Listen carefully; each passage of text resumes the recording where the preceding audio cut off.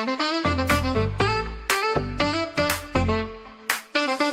podcast journey week by week. SNL's best episodes they seek. From Colin to Hanks to Mulaney, counting down moments for you and me. Amazing episodes, epic hosts, the ones that the fans love the most.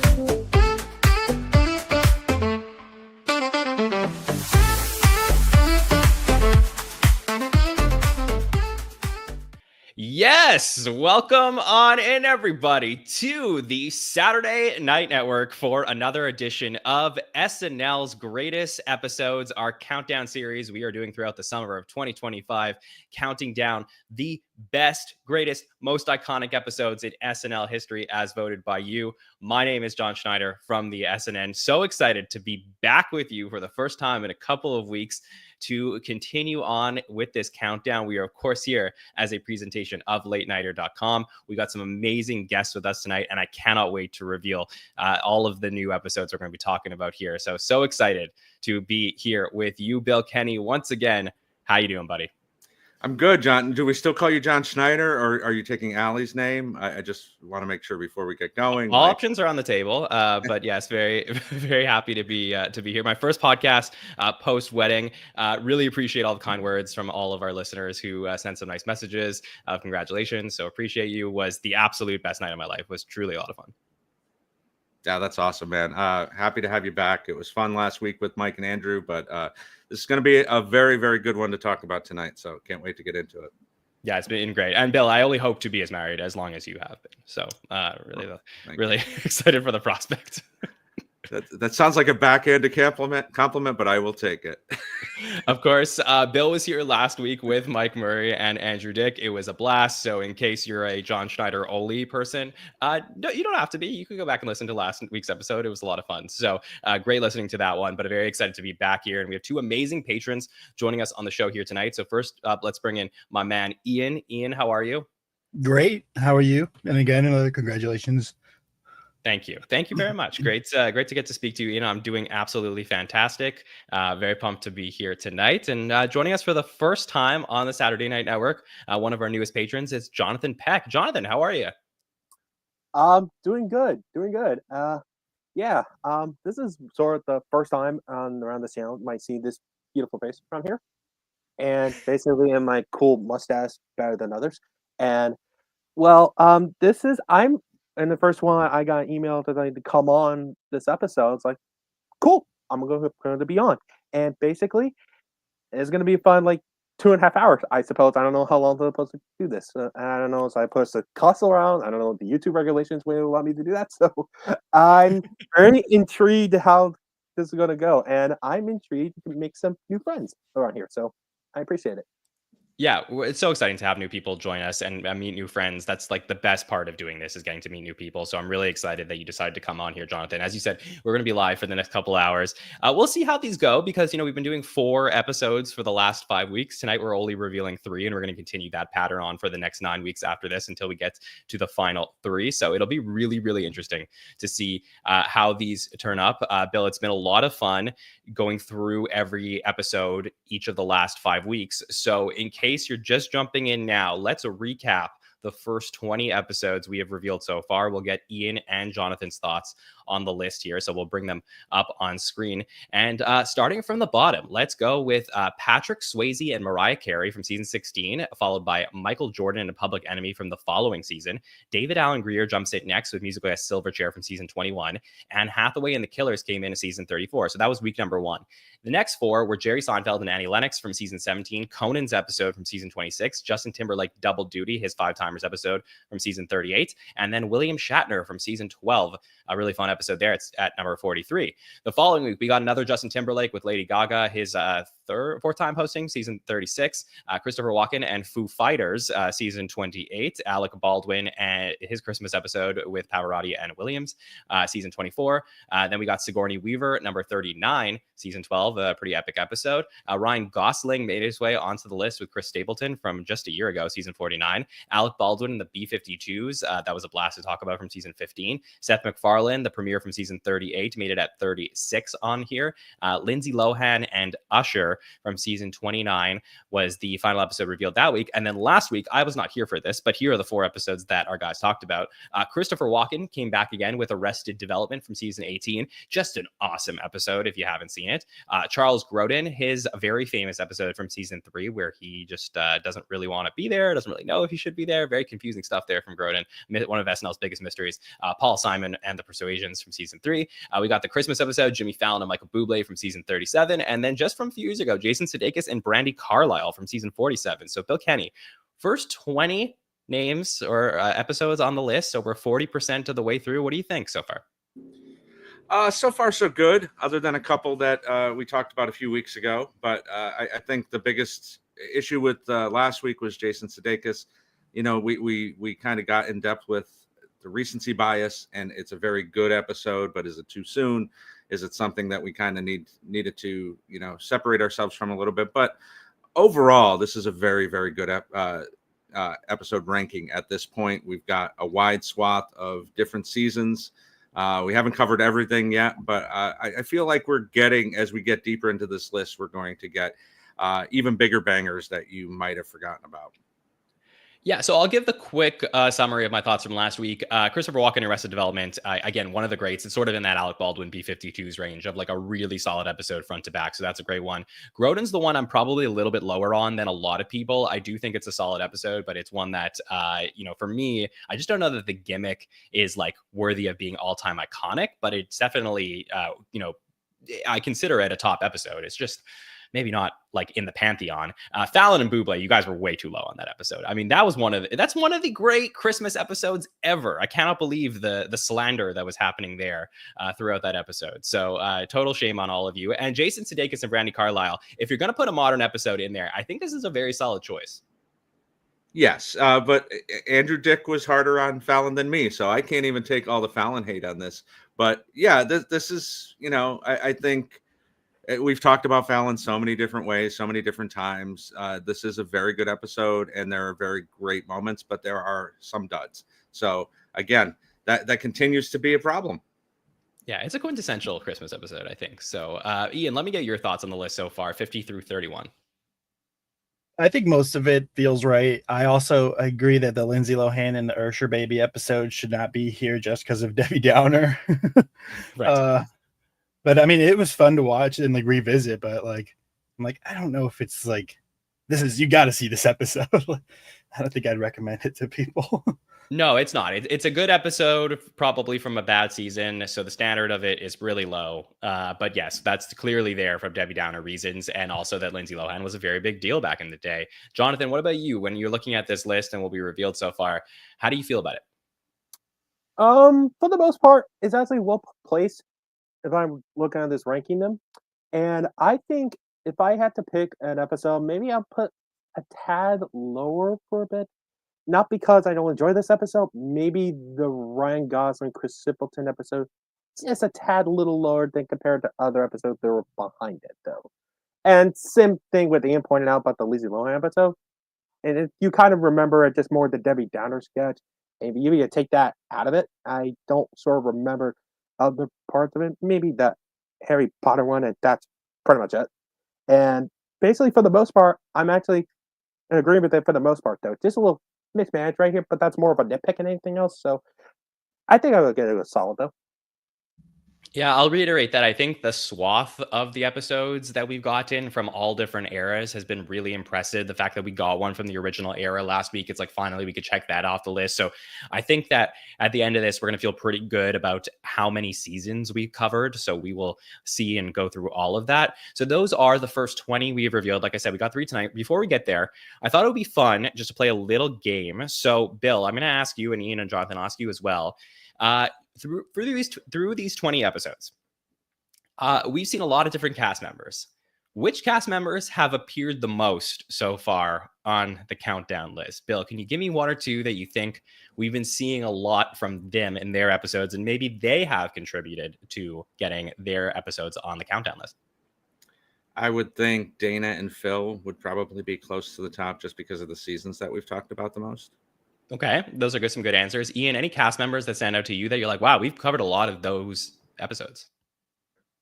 Dana was the first name that popped to my head too, but then I also thought, I almost said Justin Timberlake because he feels like one, but and he's already been there twice. But no, I feel like Dana in that era, the '90s, and Phil, I guess, yeah, R.I.P.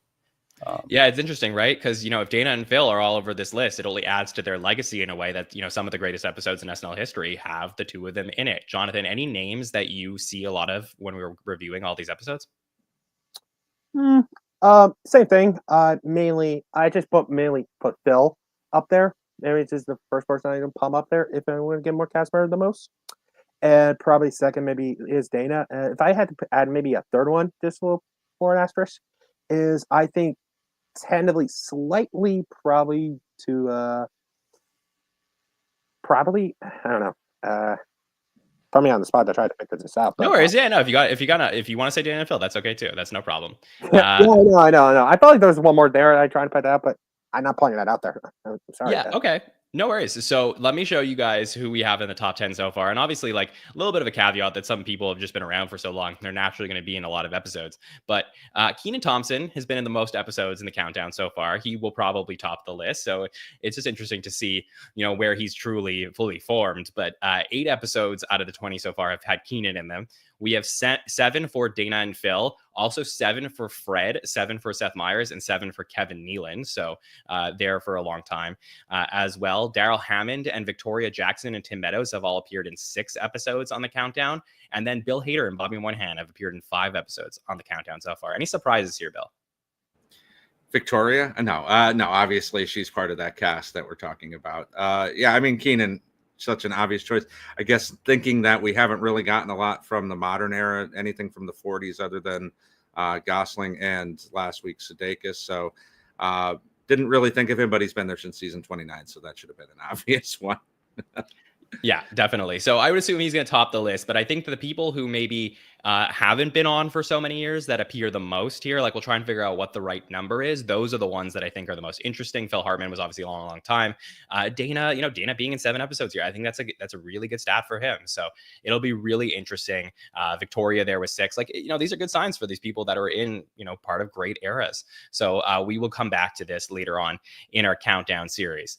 All right. So let me set up what's going to be happening here tonight. So like I said, we're going to reveal 3 episodes, 30, 29, and 28. I want to say one big congratulations to everyone at the Saturday Night Network, because today is actually the 500th official podcast of the SNN. It's just the 500th, but very excited to be here. And I will say for the 500th episode of the SNN, we have some really big episodes to talk about here tonight. So I really felt like it was fitting. Somehow these things just work. Serendipitous that we're going to be talking about some epic shows here tonight. So let's head over to number 30 on the list, into the top 30, where we will be talking about a season finale, one of my favorites of all time, hosted by the legendary Will Ferrell with music from Green Day. It's May 16th, 2009, season 34, episode 22. Will Ferrell and Green Day at number 30 here. Bill, Kenny, let's talk about this one. Overall thoughts.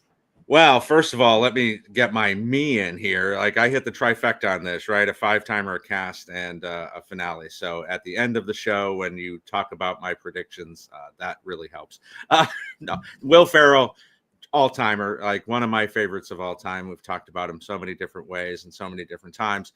This episode sticks out to me constantly. I maybe because of the Green Day of it, maybe because of the last segment that we get, which is legendary and my favorite season ending moment that we've ever gotten in any situation. So I think this is well deserving. When you told me this was coming up, I couldn't wait to go back and watch this for the 100th time. Ian, what do you think of this choice here at number 30, Will Ferrell, Green Day, season finale of season 34?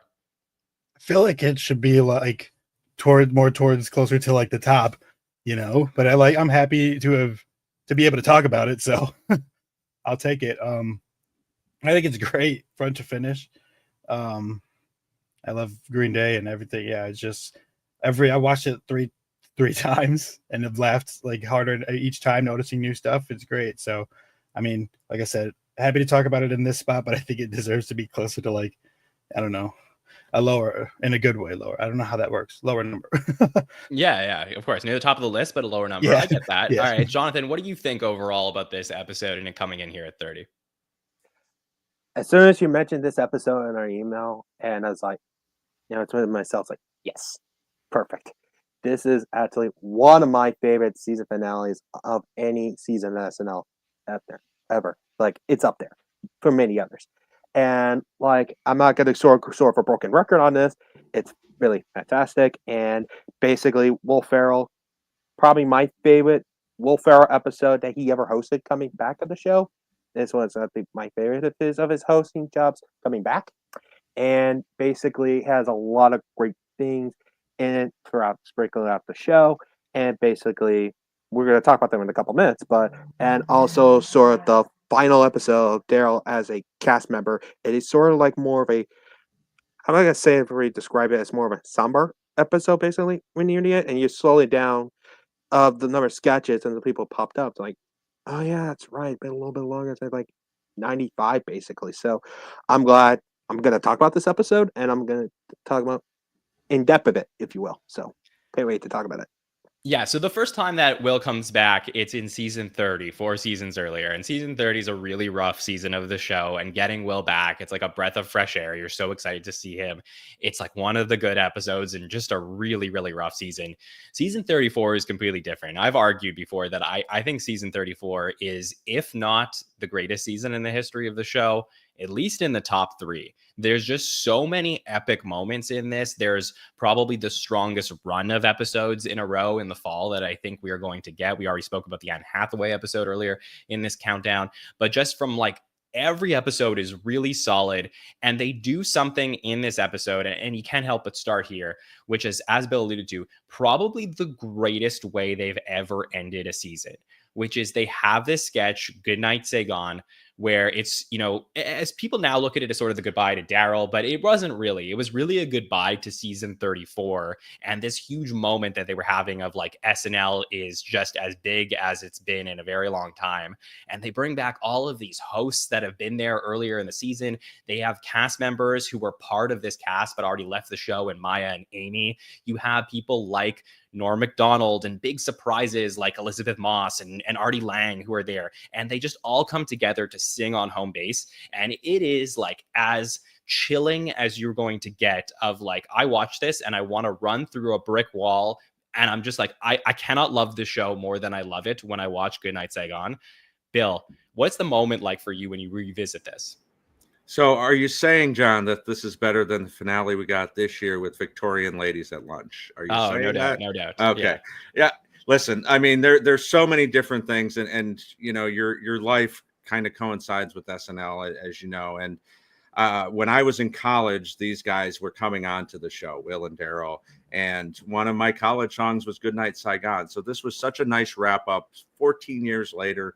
I know Daryl has said that he didn't think he got a goodbye, which is crazy because he's all over this episode. He gets the moment in the goodnights, and he also has this. It's obviously not centered around him as much as like a Kristen or a Phil Hartman, but yeah, all the people, as you said, all the people that come in here, you get all 13 cast members plus Amy, who had left earlier in the season. Last time we get Norm in a canonical episode of SNL. And all of those special guests like Tom Hanks in there, and as you said, Elizabeth Moss. I love this so much. It's not the funniest thing you're ever going to see, but the way that it just kind of puts a button on, as you said, one of the best seasons in the history of SNL is something that I can go back and watch every day. I think you got to put this right up there with, Chris Farley and Phil Hartman hugging each other on stage at the So Long Farewell in season 19. Like, it is just an unbelievable moment. There's something about it with the music that it's so like powerful in the way that it starts with Will Ferrell standing on stage singing alone, and the question of like, why is he singing? And then it just gets like bigger and better as more cast members join in, because when you watch sketches like this, oftentimes it's like a band or the SNL band, or maybe like extras that are playing, but it's like you see all the cast members are all playing instruments, and of course there's the band playing as well, but like it just gets more epic and more epic, to the point where I think, Ian, there's like, if you go and you watch this moment, it's so perfect in that like it hits a crescendo and then comes down so softly as people walk out. And it reminds me a lot of this moment at the end of season 5, which is the end of the original era, where all the cast members walk out down the hallway and go like into the hall, and we see the on-air sign turn off. And it's just like one of those things that I just really think is a beautiful way to end season 34. So what was it like for you revisiting Goodnight Saigon? I loved it. I actually kind of forgot about most of it because it had been a long time since I seen it. So I forgot how great it actually was. So it was nice to see it again. And I think it was funny. Like Bill Hader had some great lines in that sketch. Like, is that a helicopter? And just all those like moments. Like, yeah, he went on vacation. Like it was like some flash, but it was so good. I loved it. And I see, I don't remember why. Was there a reason Artie Lang was even there? Like he was a Mad TV cast member, wasn't he?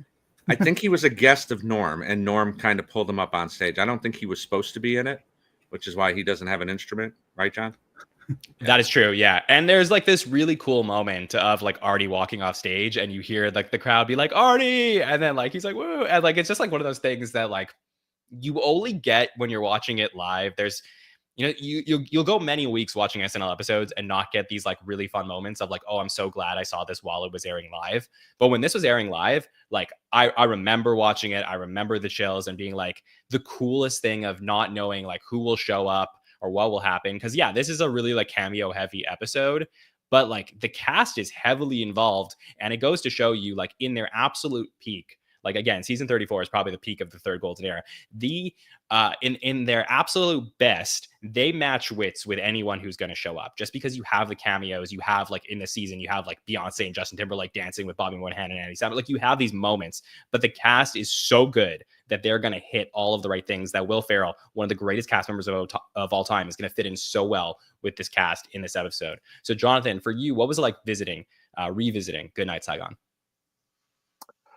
Revisiting it, it's been like a while since I've seen it for a while. Like I remember watching it only once many years ago, and it once I started revisiting it, which I was rewatching the episode though, and it's more behind background details that I sort of missed the first time I'm watching it though. Like it's not just like the cast members are playing like different type of instruments basically, and it was just sort of like very ancillary moments, basically, like the cameos themselves, like doing it though. Basically, like Tom Hanks playing the saxophone. You got other cameos are basically doing like playing like the triangle and basically like weird. I can't even like other instruments basically in the background. So there was a lot sort of a detailing basically for I was watching Welcome Saigon. So I mean, Good Night Saigon. So, and I was very amazed basically since the first time I watched it. So, and pretty special place of kind of the more funnier but more really heartfelt moments, and that's the sort of the point of it. So basically, it was always sort of up there, sort of pseudo goodbyes, if you will, but not in a traditional way. It's really, really cool. And I don't think this works nearly as well on a mediocre or even like a bad season of the show. I just think everybody in real time knew how much SNL was hitting on all cylinders. And it just hits everything about it. So the question is that the reason this episode made the list, or is this episode just as good to match wits with what we got at the end of the night? So let's talk through the rundown that we have here, and we'll open up on a great moment, really in retrospect, which is the reunion of Daryl Hammond's Dick Cheney alongside the return of George W. Bush impression from Will Ferrell. So we saw this in a Weekend Update Thursday earlier in season 34, but canonically, this is the first time that Will Ferrell is going to go back to his very famous Bush impression since he left the cast. So getting these two together, the two that joined at the same time in season 21, 13 years later, it is just like it hits your heartstrings. Like if you love the show, you got to love this, Bill. So such a great way to open up the finale. It is, and these guys made those early W years bearable. His Daryl's Cheney is fantastic. Will had just come off his Broadway run, doing his one-man show as George W. Bush. So yeah, to have this and the fact that it dovetailed in real life with the fact that Cheney was out on these book tours talking about those years in the White House, and having him come in like this. I mean, this is great. I think the only other one, we get him 3 more times after this as W, but this is kind of like a button on that whole era. Love everything about this. I'm not being a red ass about it, Dick. It's just great. I mean, there's been so many Bush impressions over the years since Will Ferrell left the show that, just to see them come back and like not miss a beat, and the chemistry between the two of them, it's really fun. Jonathan, for you, how did you feel about the cold open? We saw Cheney in makeup. Yeah, you could tell that as soon as Ferrell's Bush came in, and you could tell like Daryl Cheney starting to smile. I don't know if it's supposed to be like, I know his impression of Cheney's like the grin, like I think it's mainly just Daryl just kind of grinning and nearly breaking for a moment by Will Ferrell doing his little voice right here, and it's like I bet in the back of it's like, oh god damn it, it's like, and you have this little type of smile, basically just a little grin smeared, and like you could tell, like basically from the beginning, basically like, hey, I'm doing it right here. You better not allowed to do it. That's my best impression of Will Ferrell's Bush, but you get the point. Like basically, you get to sort of like basically how long to sort of go, and it's sort of the last of basically two of the Bush and Cheney persons. But all together though, it's a little more fitting. Basically, they had it in the opening. Basically, doing it. It's sort of Yeah. like kind of like a college reunion in some way, or sort of like you visit an old friend, and basically you will is like surprised, like, hey, guess who is it? That was always had that vibe when I watched this opening. Yeah, I get that. I mean, I think that one of the things that this episode does is it really solidifies the relationship between Will Ferrell and Daryl Hammond, because Will, he really connected with Molly Shannon and Sherry O'Terry and Chris Kattan. Like he had, these like duos that he was in. But Daryl was like the impression guy. Will was just all over the sketches and really just dominating during his era. But you wouldn't necessarily just like conventionally associate the two of them together. But in this one, like the friendship is so palpable between Will and Daryl, and you'll see it in another sketch coming up. So Ian, how was it for you to see this cold open? I truthfully didn't even think that much about it. Like I hadn't realized it was Daryl's episode, even though all the signs were pointing to it. My brain didn't cling on to that detail. So but yeah, I did enjoy seeing them together again though. And because that makes sense. I was like, why did he deliver that live from New York alone? But like now I see why, because it was his last one. It's like, here, take it home. But no, yeah, I enjoyed it, especially more now knowing all those details that you had pointed out. I didn't know, especially that I didn't know they joined together either. Or if I did, forgot. It's really cool. And of course, nobody knew that Daryl was leaving at the time. There was no announcement that was made. I think that, in fact, Daryl is going to appear pretty early on at the beginning of season 35. And even though he's no longer in the cast, there was some sort of feeling that he would be sticking around the show in some capacity. He will eventually leave and then be brought back as the announcer and is there now. So he never truly leaves Saturday Night Live, but still just a really cool moment for Daryl here. Then in the monologue, we get this, fun, one-man dramatic show that Will Ferrell puts on where he's telling how the audience not to laugh. And this is just classic Ferrell that we get here, Bill. Yeah, we talked about last week Fred's parody ad about a one-man show, and here we are again talking about a one-man show. But Will goes full tilt with talking about it. As I said, just coming off the whole run as W on Broadway, and telling the audience please, no laughter, and then doing the Irish brogue with his mother. Your daddy's so sad. Is just one of those lines just sticks out. Who could pull this off other than Will Ferrell? This is something that is just brilliantly done by him. Yeah, I think I think back to Fred Armisen's monologue when he hosted the show. Like he had this great one-man show that he did there, but there is something about Will and his presence just being there. He's just so unique. And I remember watching this in real time, thinking to myself, oh man, that was funny, but it's the finale. Aren't they going to do something epic to end this? And little did I know what was coming later. So it's totally fine. I love the dichotomy between the one-man monologue that we get there at the beginning of the night and what we're going to end up getting later on. Guys, I want to jump over to the Lawrence Welk show, though, because, Bill and I talked about the Lawrence Welk show when Anne Hathaway hosted earlier this season, and that was the first time that we saw the Lawrence Welk show. This is now the second edition, so we're covering the first two so far in this countdown, where we're going to see Will Ferrell, we're going to see Fred Armisen, of course, and then we'll see the ladies alongside Kristen Wiig playing an I'm Dunice as she continues to terrorize the man who is on the Lawrence Welk show. So, Ian, let me get your thoughts first on this. How did you feel about the Lawrence Welk show in this episode? I always love Dunice. Those little baby hands will get me every time. I don't care how many times I see it. I didn't know it was the second one, though. When I was watching, I was wondering like which one it was and how many there were, but I didn't know it was the second, so that is cool. Especially like after watching it the 50th with Will Ferrell doing Robert Goulet with the Lawrence Welk show, and then seeing him with Dunice again was fun too. Yeah, it is very cool. Jonathan, were you a fan of the Lawrence Welk show sketches? Yeah, I always liked those. Not my favorite Kristen's sketch were from there, but I always liked them for the most part. And it was my second Lawrence Welk sketch, basically. My personal favorite was the Betty White one. My first one, my favorite one. But this one is a direct second to mine. And because it was sort of like, I always like the tiny hands when you do it, and basically just catching around the bubbles a little bit, like sort of like very out of it. So it just kind of falls in the round of it. And basically when the sketch is over, and Will Ferrell does like, stay back. This is just so mortified. It's like, stay back. And it basically keep chasing him on the round and the same time when the ball is just coming through it. So I always like the sketch. It's not my favorite one with Kristen's performances. I heard recurring gags, but I always liked it though.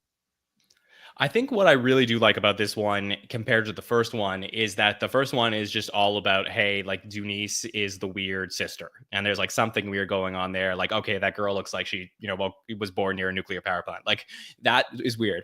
But when you add like the man who's courting them, which we're going to get like with John Hamm and you get it with Will Ferrell, like I think there's an extra element to these sketches of like all of these lovely moments with them dancing, and then just like like as he gets closer to Dunice always really cracks me up. So Bill, how did it compare to the first one that we just revisited? It's funny to have just watched that a few weeks ago, as you said, with the, there is something about the male suitor that makes this ups the game on it. And the fact that this is the first time we see that with that scenario. I find it funny also that Green Day is the host, is the musical guest, because we've got the Boulevard of Broken Dreams here, right? With Michaela and Abby and Casey. Had to get that in there. But yeah, I mean, listen, this is Casey and Michaela's last episodes. Underrated, unbelievable. I love these women on the show. You can't blame it on Kristen. Sorry. That was just the way that the show was set up at the time. They should have gotten more on, and they were so good at what they did. And yeah, seeing Will and Kristen work together, we saw it in season 30 when he came back. But seeing these two titans, maybe Mount Rushmore, both of them, work together is such a treat, especially this early on in Kristen's career. Yeah, I don't think you can blame it on Kristen at all. I do think that like when you see Maya Rudolph and Amy Poehler hanging around this episode and just like their presence lifts the episode, I think that the other women probably take a step down. So also, I'll say, in order to get ready for this sketch between the monologue and this sketch, they will replay an old commercial here that we don't have listed on the rundown on screen, but it's the Wade Blazing Game one where he talks about like why can't humans do what dogs do, and it's a commercial from season 26. I think that's the last time that in a real episode that they've played like an old commercial. Is that right, Bill? It's the last one I can recall. And I mean, this is the respect that you put on Will Ferrell, right? Because to put something in here, instead of rerunning something from this season, pulling up something with him and Parnsey that sticks out. I think Bill Murray is really one of the only other ones that they ever did this with. Swill. And they brought Swill back. So yeah, I mean, who would they do this with today? I mean, this is incredible. Yeah, it is really good and fun to see. Ian, you want to comment on that? Yeah, I was actually really confused when I saw Chris Parnell. I was like, wait a minute, like, what era is this? And then I knew that they often sometimes replayed commercial pre-tapes, but I didn't know they did it in 2009. And due to like from things from, I don't even know how old, like, when did that when did that first air compared to this episode? That if you That was off in the season top? 26. So we're Wow. going back like 12 years.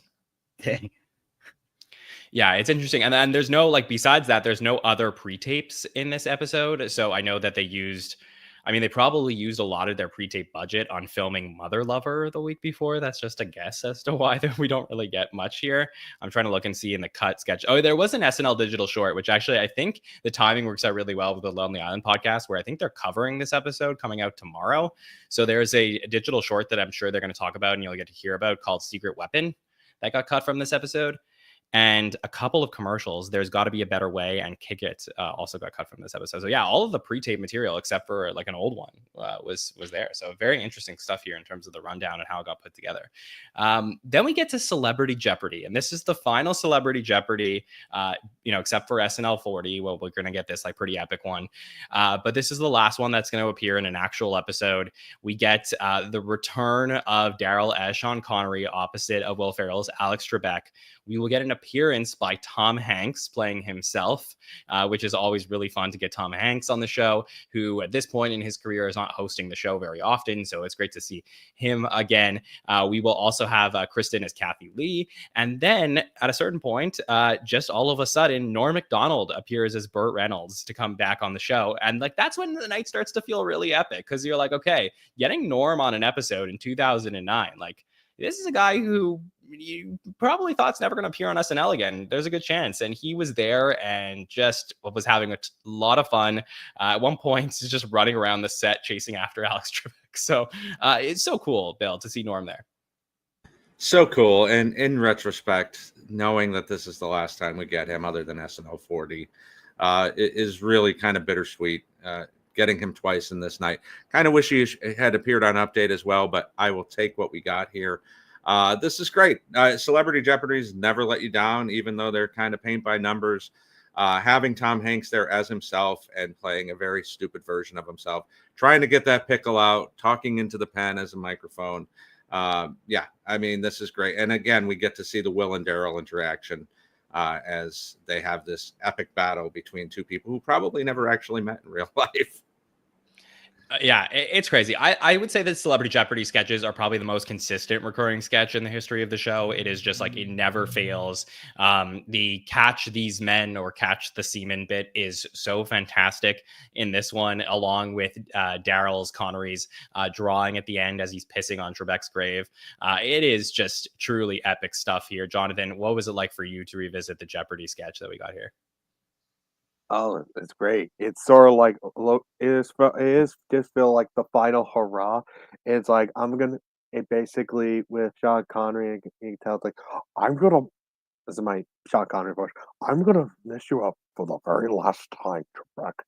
And you think that is sort of his very posthumous way of it.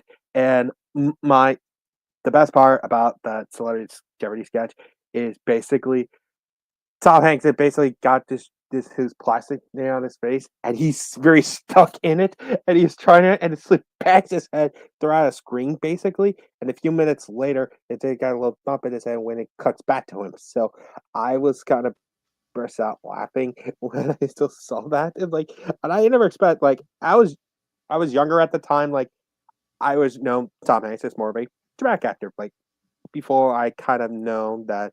Oh, he used to be a funny actor, basically. So basically, this is sort of a little refreshing to me when I was younger around that time. It's like, oh, he appears like comedies before then. So, and I can sort of see it now and more knowing about it. And it's like, oh, this is great. This is more refreshing to see through here. So, and basically with Norm as Burt Reynolds, though, it is bittersweet. This is arguably the last, second to last of proper sketch we've seen Norm on SNL proper episode, and basically, but man, what a great way to set out of the blaze of glory, basically with Burt Reynolds though, and doing his usual stick through here, and what's not to love about it.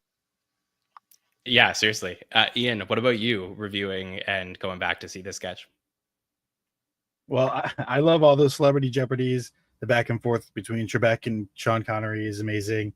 Especially here, he had some great ones like that. Catch these men, and that is that what the mustache is for? Trebek is so funny that we we can't keep playing if you don't let go of the pickle, all that. And Kristen Wiig, as I love her as Kathy Lee Gifford, her just like it's so good. And I forgot how good it was because I hadn't seen her do that character in a while. But yeah, Celebrity Jeopardy is great, and it was also great to see Norm. Rest in peace to him.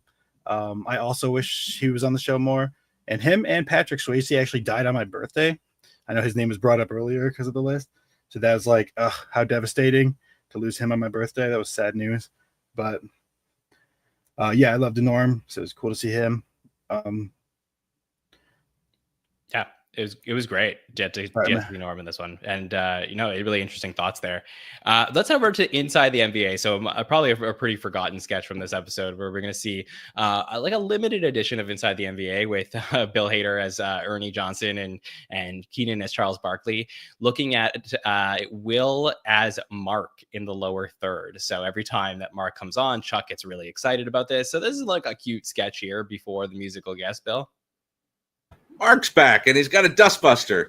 I think we should play a game, John, where who did it better, Family Guy or SNL? Because I always think of the Family Guy one with shoving buddies, where they're kind of just in the bottom of the screen as well. Oh yeah, one in Family Guy with Stewie just compliments it throughout here during it. I know the one you're referring to, Bill. I know that one.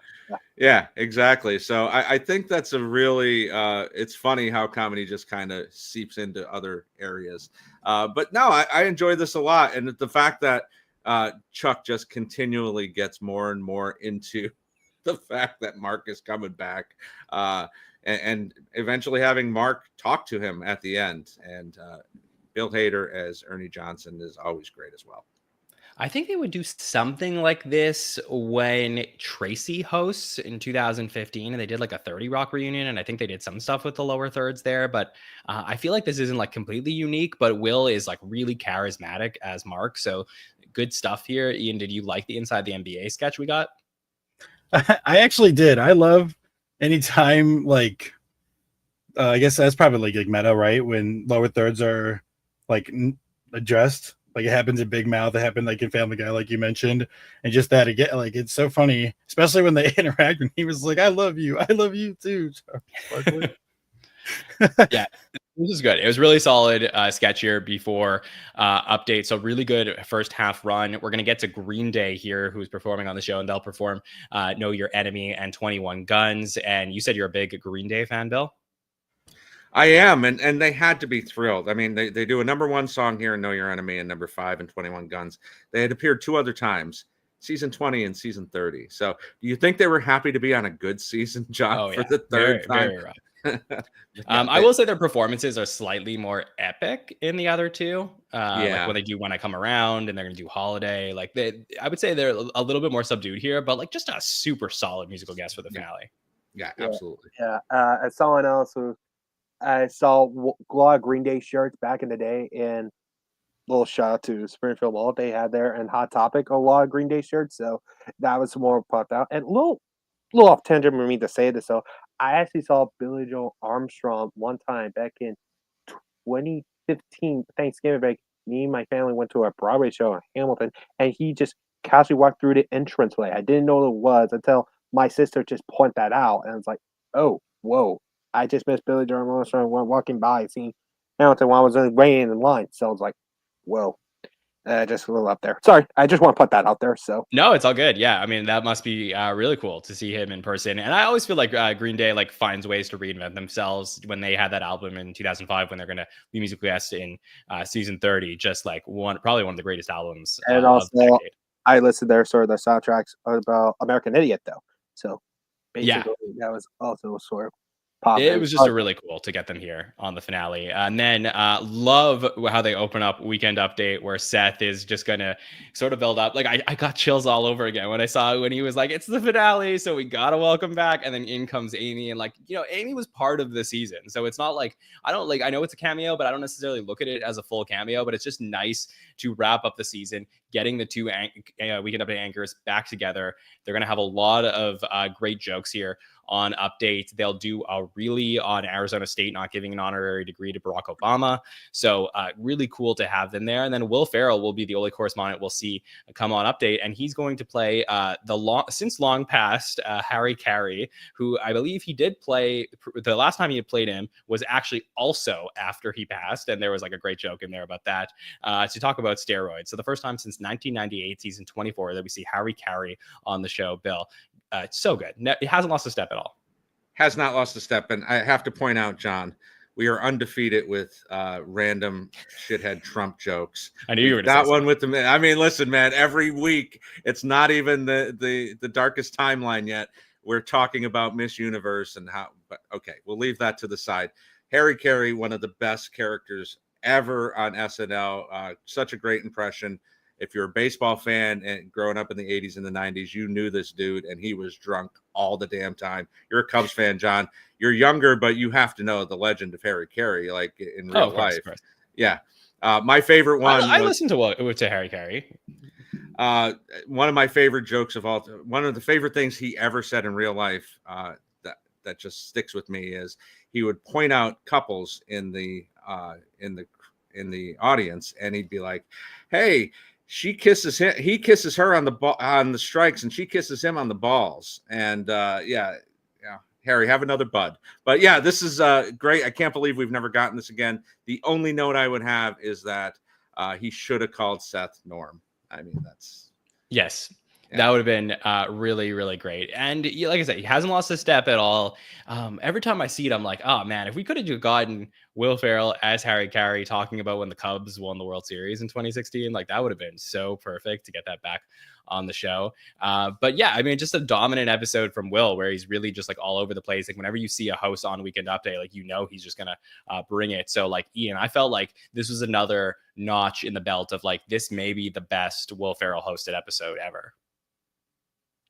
Yeah, I loved it, and I only know who Harry Carey is because of this impersonation, because I was gifted the best of Will Ferrell SNL when I was younger for Christmas, so I was introduced to a lot of SNL through those DVDs, but I was happy to see it, and I was happy to see Amy because she wasn't in the credits, and I knew she had left this season, but I forgot that it wasn't at the end, so I was like, oh, aw.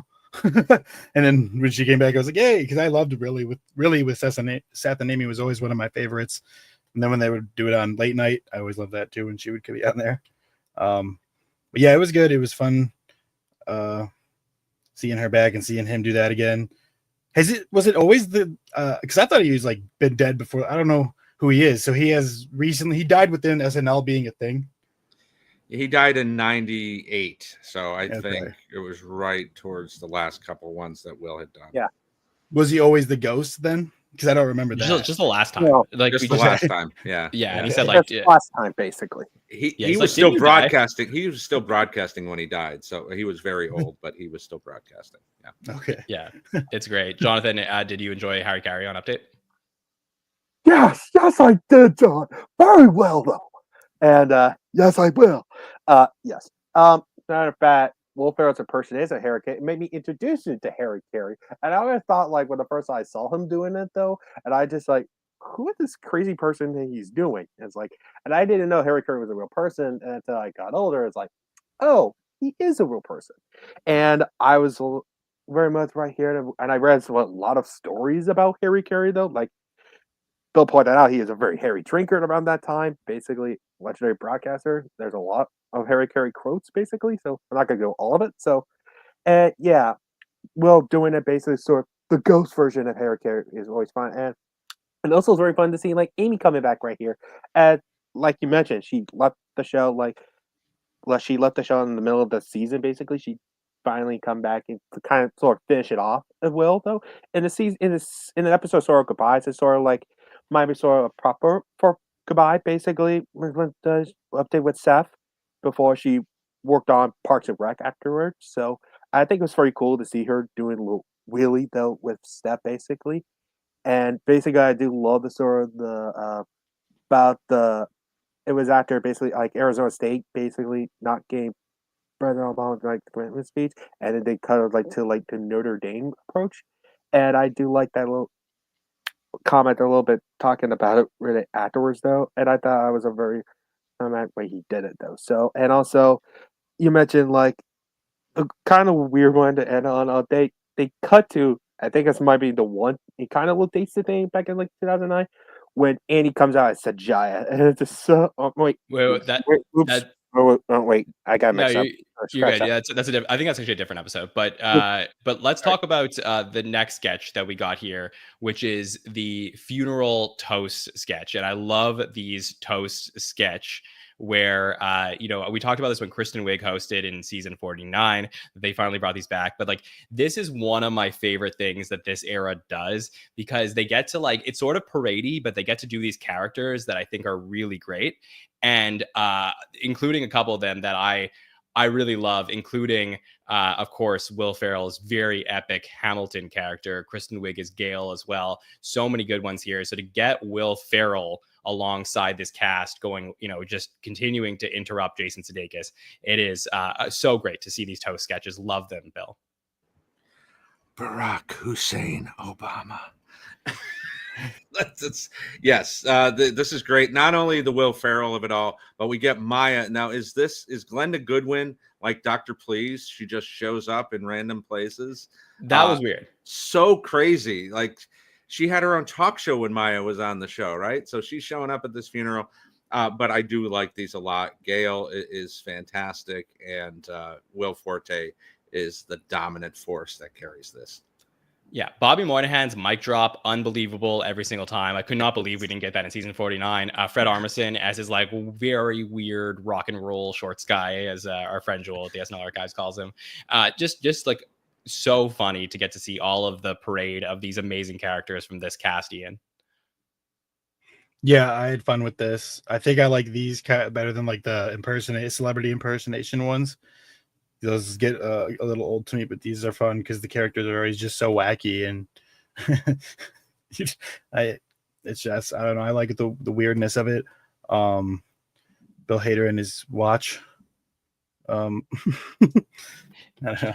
It's so good. And honestly, the only thing that was missing from my wedding was Will Forte as Hamilton. Because if you ever watched him perform Seth Meyers, he performed at Seth's wedding. Seth shows it on his show, some images of this, or some, I think it's a video actually that we got to see like a little bit of it.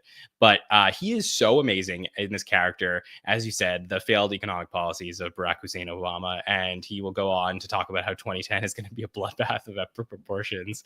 And it is just, it is so great. The night is not full of Forte moments. Clearly, there's a lot going on with Ferrell in the building and all of the cameos. But just to get this one moment here in the Toast sketch, it is fantastic stuff here, Jonathan. So anything you want to say about the Toast sketch? No, actually. Cool. And that's all I can say from this is basically I would not go to that little place where he goes there and he's there. So yeah, it crushes. So, a very tight post update run here where we get the Toast sketch, we go back to a Green Day performance, and then we end on Goodnight Saigon. So it is just a very limited rundown here. They just cut it to the best stuff. And there's nothing really bad in this episode. I mean, you're talking about probably, again, one of the most consistent episodes of all time, featuring an all-time great moment. I think you got to put Goodnight Saigon in, like, if we're talking about all-time SNL moments, that should, it could be a top 10 moment. It might be one of the greatest sketches that we've seen in SNL history, as far as like if we're ever to do that countdown. So Bill Kenny, how do you feel here about Will Ferrell and Green Day overall at number 30 on the list? I feel like this is going to be higher on my list as we move along, but yeah, one of the greatest cast members of all time, one of his best hosted episodes of all time as a 5-timer. No duds. Even though we get recurring characters, we get one of the best Lawrence Welks of the series. We get one of the best Celebrity Jeopardies of the series, and then of course what we end with Goodnight Saigon. Just overall, such a fantastic night. Like if we were doing the podcast on this night, I can't even imagine how high we would be on this. 100%. I do believe they were trying to get a sketch in at the end of the night. I think, Victor in the chat was asking about it. In season 35, Zach Galifianakis is going to host a show, and he's going to do a sketch about a bidet. And I think that sketch was the one that they were trying to get in here at the end of the night that they didn't get like before Goodnight Saigon. But yeah, I mean, I'm okay with the way that they wrap things up because I just think it was really solid start to finish. Ian, your overall thoughts here on Will Ferrell Green Day at number 30? I loved everything. Except Know Your Enemy was stuck in my head all weekend. That was like, I was like, okay, I'm over this now. So my final watch, I was just like, I'm gonna skip through this. Uh, but yeah, also something I noticed, I don't know if we mentioned it, but there was that bumper for a Just Shorts episode, which I thought was so cool. I didn't even know they did that back in the day.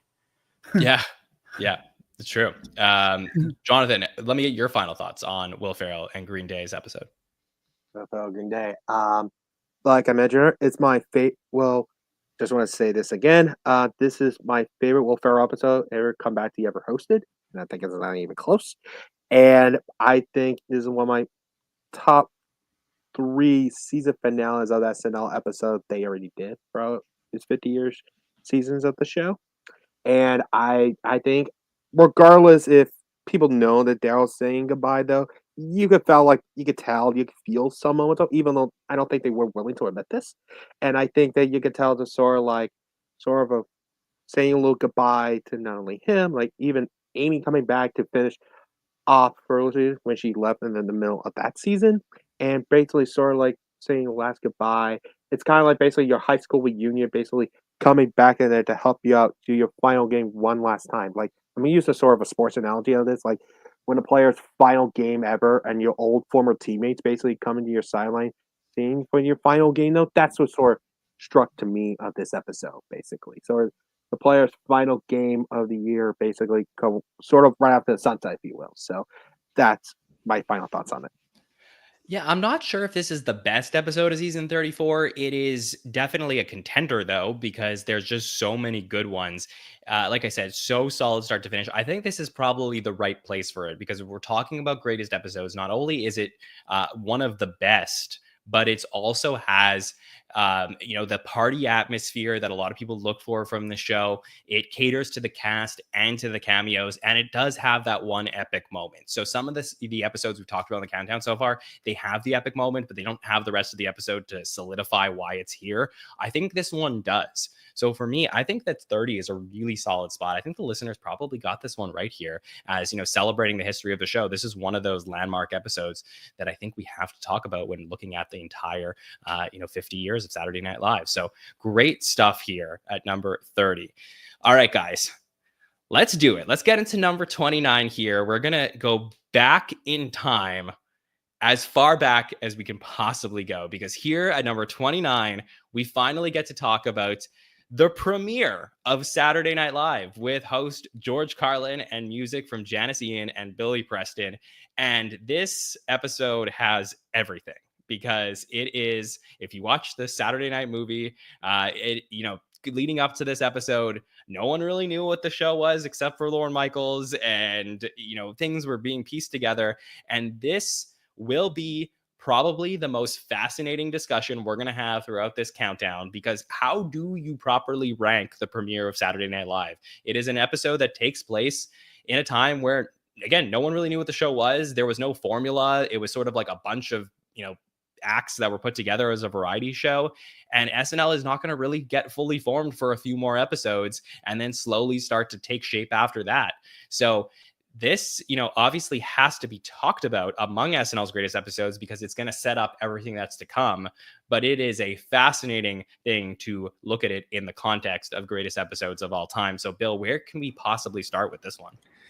Boy, I don't know. And how did we go from 11 segments to 24 segments? Like that is Jack Bauer-esque that we're going to talk about this many segments. I mean, this is very unique, kind of in the vein of season 12, episode 1, but not as much because season 12, you had fully formed characters coming in with this brand new cast. And this is very unique. It's a historical document that everybody should go back and watch just to kind of get a feeling for what SNL started as. But I don't know where we start, John. I think we just have to go in order with this one. Yeah, we probably will, but we're not going to get into detail about every little thing here because it's just too much to do. But seriously, like I said, the 500th episode of our podcast, to get to properly cover the first episode of Saturday Night Live, I think is really fun here to do here tonight. So, Ian, how do you feel about revisiting where it all started, George Carlin's episode of Saturday Night Live? I'm very happy to be talking about this. It was one of the ones that I put like hopeful to talk about.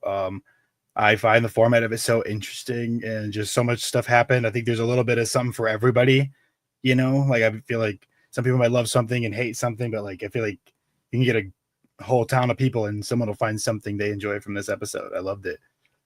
Great music. Love George Carlin. Love Gilda Radner. So I'm excited. It's very cool. And we're just a few months away from the actual 50th anniversary of this episode. So it'll be very interesting to see what SNL does on October 11th, 2025, as it is a Saturday night. So we'll keep an eye out for that. But revisiting this episode from almost 50 years ago, Jonathan, how did it feel for you here at number 29?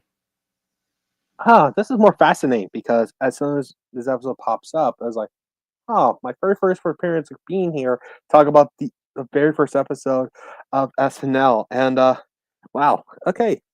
And also the 500th episode of this podcast.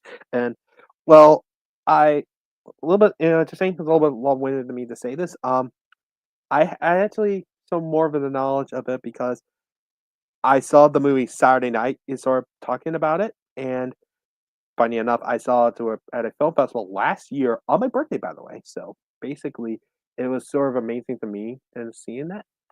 And even after I saw the film, and even I watched the episode afterwards, though. So it's more fascinating. Like I said, it's a pretty hard ranking to figure it out how you put it though, because we never seen it at that point. Like it is sort of a new idea. It has variety of everything coupled along of stand-up acts, like 2 or 3 monologues throughout the show, and Muppets.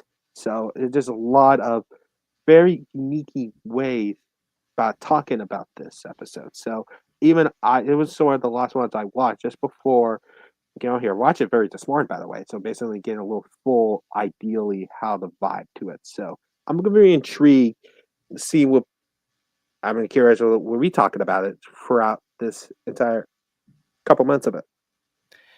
So let me give a quick rundown for those who have never seen this episode as to what we're talking about here. So the show was not called Saturday Night Live at the time. It was called NBC Saturday Night because on ABC, Howard Cosell had a show called Saturday Night Live. So it wasn't going to be until partway through season 2 that the show will change its name. That'll be very different. George Carlin is the host. He's going to perform 4 monologues in this episode, and that's basically it for Carlin. He's not going to appear in sketches with the cast in the way that we're used to seeing them. The cast are titled the Not Ready for Primetime Players or the Not Quite Ready for Primetime Players, and they're not billed in a way where it's like, oh, here's Dan Aykroyd and John Belushi. Like they're really sort of like secondary in there for quick jokes, trying to figure out, how to use them properly. So they will appear in sketches in these episodes, but you're not going to get to know them in the way that you will normally with new casts. It'll take a while. I mean, the second episode right after this, the Paul Simon, and he's going to be on this episode previewing his episode the following week. You really don't see the cast at all as this becomes more of a concert. So they're trying to figure that out. Rob Reiner's episode is still like a little bit wonky. And then it's, Robert Klein and Candice Bergen, like their episodes, like that's when you start to see it take shape. So it is something here that is very different. I think probably the most iconic moment would be the cold open, which is the Wolverine sketch, where you get to see John Belushi as the first cast member alongside Michael O'Donoghue, who's basically they're sitting in a living room. There's like a repeat after me section going on here. And I think you do see this at the end of Saturday Night of the, like, I want to feed your fingertips to the Wolverines, a line that has become very famous, which will end with Chevy Chase saying live from New York, it's Saturday night. And that will be the first time we will hear that. And Chevy will go on to say it 29 more times, basically every episode that he's going to be in as a cast member. So this sets everything up. As soon as we open up the screen, we get to see a sketch. Bill Kenny, let's talk about the first ever cold open here at the show. I'm very fortunate to have seen everything since season 12 in real time. I can't imagine being a viewer. I'm so jealous of people in 1975 who were sitting down to watch this brand new show. They didn't know what they were getting. Was it going to be Carol Burnett? Was it going to be the Dean Martin Variety Hour? And to open on something so dark and so out there in 1970, this is not, now you can go on YouTube, you can go on so many different channels. There's 3 channels, and to open on something like this with Mike O'Donoghue and Belushi had to be just incredible to see. And yeah, it stood the test of time. It's quick, it's in, it's out. You get the joke. And as you said, Chevy comes out and starts a run that we've never seen, we'll never see again in the history of the show, as far as Live from New York's. So I think the only one he doesn't do is when Garrett does it, right? But yeah, I mean, this is a great way to start a brand new show. Yeah, I think he doesn't do it in the prior episode, and then I think when Ron Nesson hosts the show, right. we get Yeah, the president Gerald Ford. saying Live from New York as well. So those are the only exceptions there. But Chevy starts this tradition, and you'll see Chevy as like he was known as the first star of SNL. You'll see him a lot in this episode as being the one that they're pushing, including on Weekend Update when we'll get there.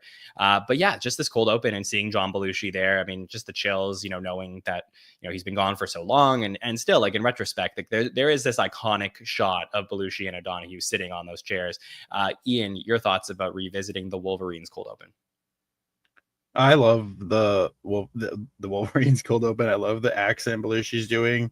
It's funny that Chevy's usually known for the one falling, but both O'Donoghue and Belushi just fall on the first episode. But then Chevy's like, "No, I'm going to be falling from here on out." But yeah, I love it. It's really funny, and I don't know if it's premature to say it, but you mentioned it earlier. But I notice it every time I watch this episode. But Don Pardo, he says not for ready primetime players in the intro, and I'm like, in 50 years they couldn't have just switched it. I mean, I like that they kept the era for, like, it makes it real, raw, live. It happens, the first ever episode, and you flubbed the thing. It's awesome. I think it's perfect. I think they do, because they put these episodes on DVDs, the first 5 seasons, they do change a lot of things. There's segments that are in episodes that shouldn't actually be there. They've edited and fixed some of the audio in some of these sketches, but I do love that the premiere is mostly intact in the way that it was distributed in October 11th, 1975. And if you haven't seen this episode, well, number one, we put this up on our Patreon right after this for the rest of the week, so it's really fun to go revisit it. But they have re-aired this episode a ton on NBC, and I'm sure they will do so again as we head towards the actual 50th anniversary here. Jonathan, for you, how do you feel about the way that they opened up the premiere of Saturday Night Live? I can mention one word. In uneasiness, but in a great way possible. Because when Belushi started coming in, he doesn't say a line of dialogue on it, and you hear this. If you look at sort of his facial face, and basically you hear the crowd laughing a bit. Basically, even before he's saying a line of dialogue, you get to hear a sort of laugh. It's something feels a little off. And before, what Donahue said, repeat after me, and the speech goes on, and Belushi's voice is like evening, and his accent gets tense and tense and tense. And then Donahue has a heart attack, falls down. Belushi does a little bit full facial, kind of thought he was sort of playing along with it.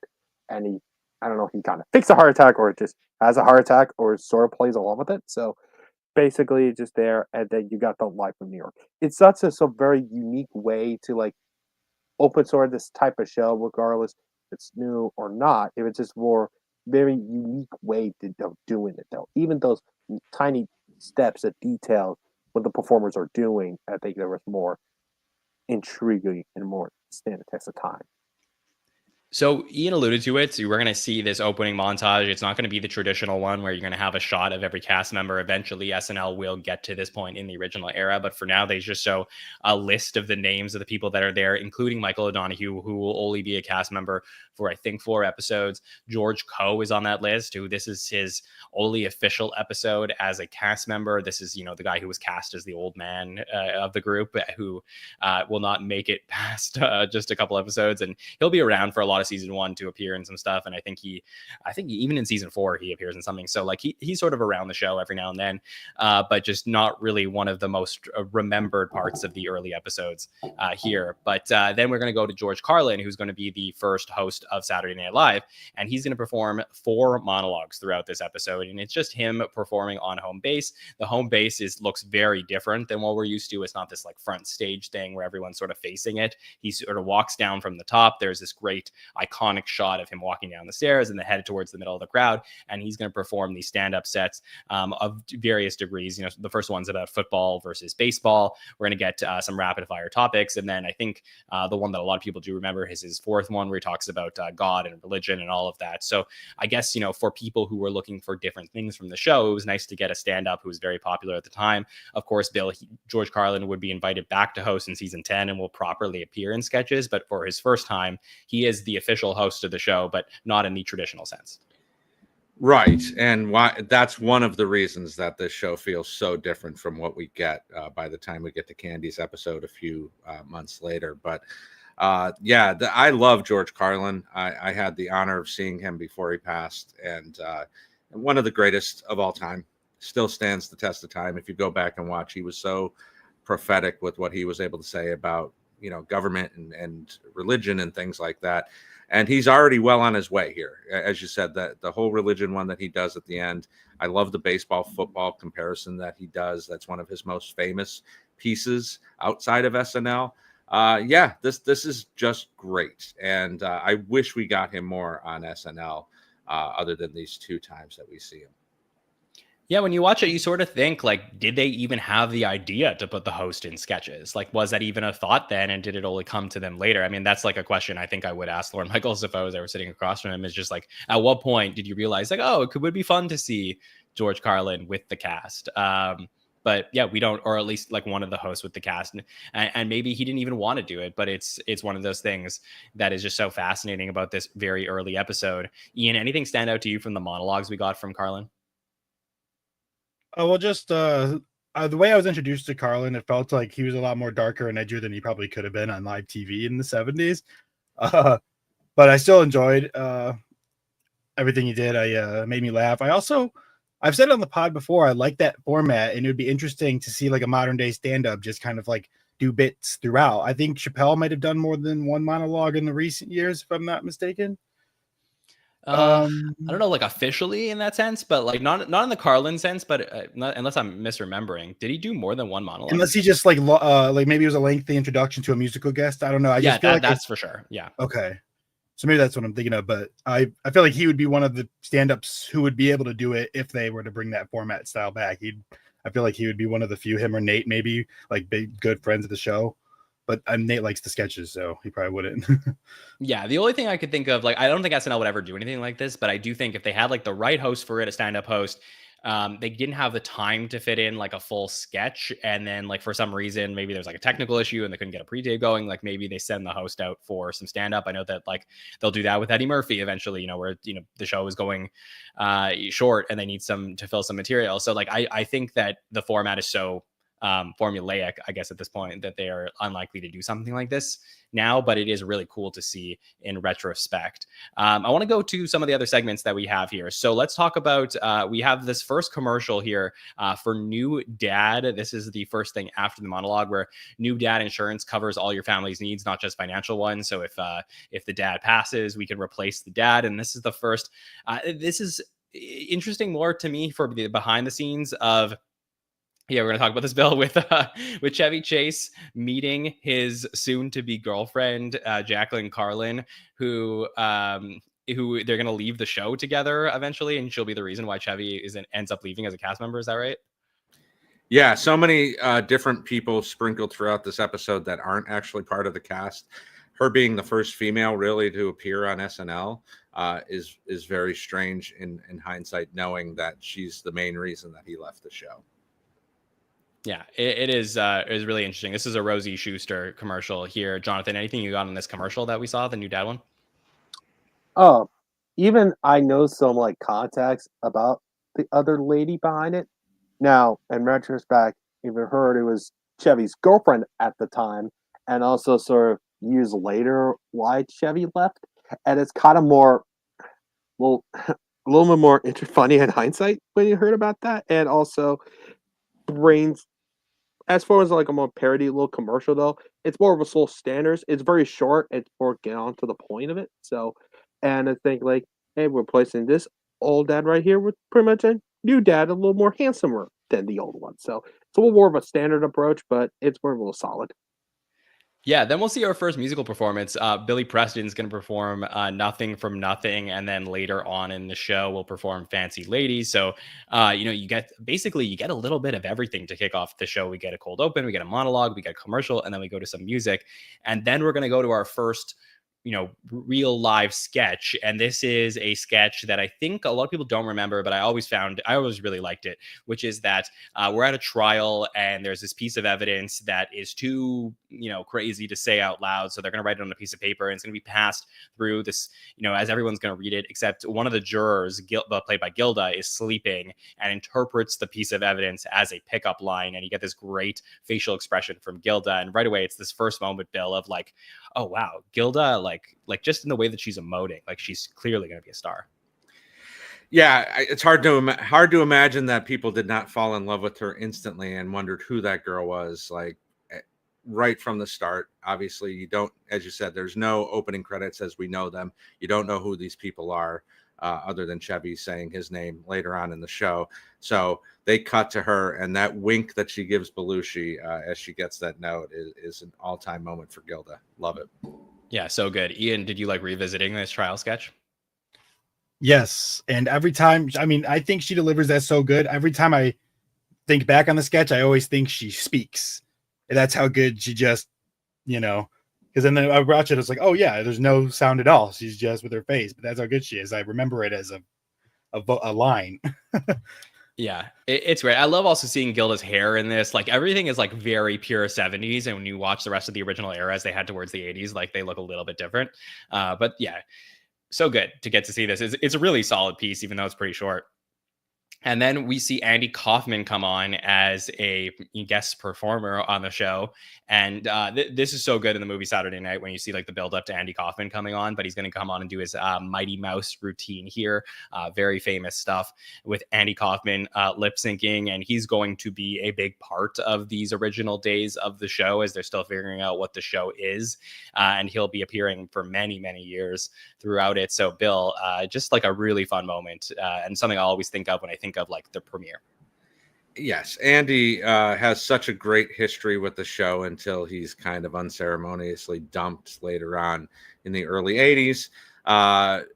Man in the Moon is a great movie, and they talk about this very moment. But I don't think this is my favorite Andy Kaufman performance on SNL. I think there's some other really good ones, but this is the iconic one, right? This is the one that people will go to every single time because of how much it's been played over the years. Yeah, very, very solid moment from Andy Kaufman here. Yeah, and it's the whole thing with the hand and like putting it out, that like great shot of like, here I come to save the day, and that whole thing. Jonathan, for you getting to see some Andy Kaufman, was that enjoyable?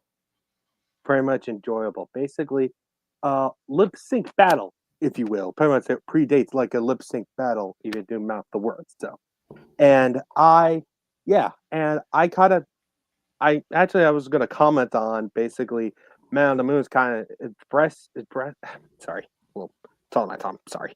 You're good. And yeah, sorry. Okay. And when it's all about in Man on the Moon, basically the audience reaction is like, what is this? Like basically about to perform, the music's about to pop out, just didn't know what to react when he's mouthing the words. And that's the genius part about that particular set is like basically like this shy little guy, basically just like very nervously, basically.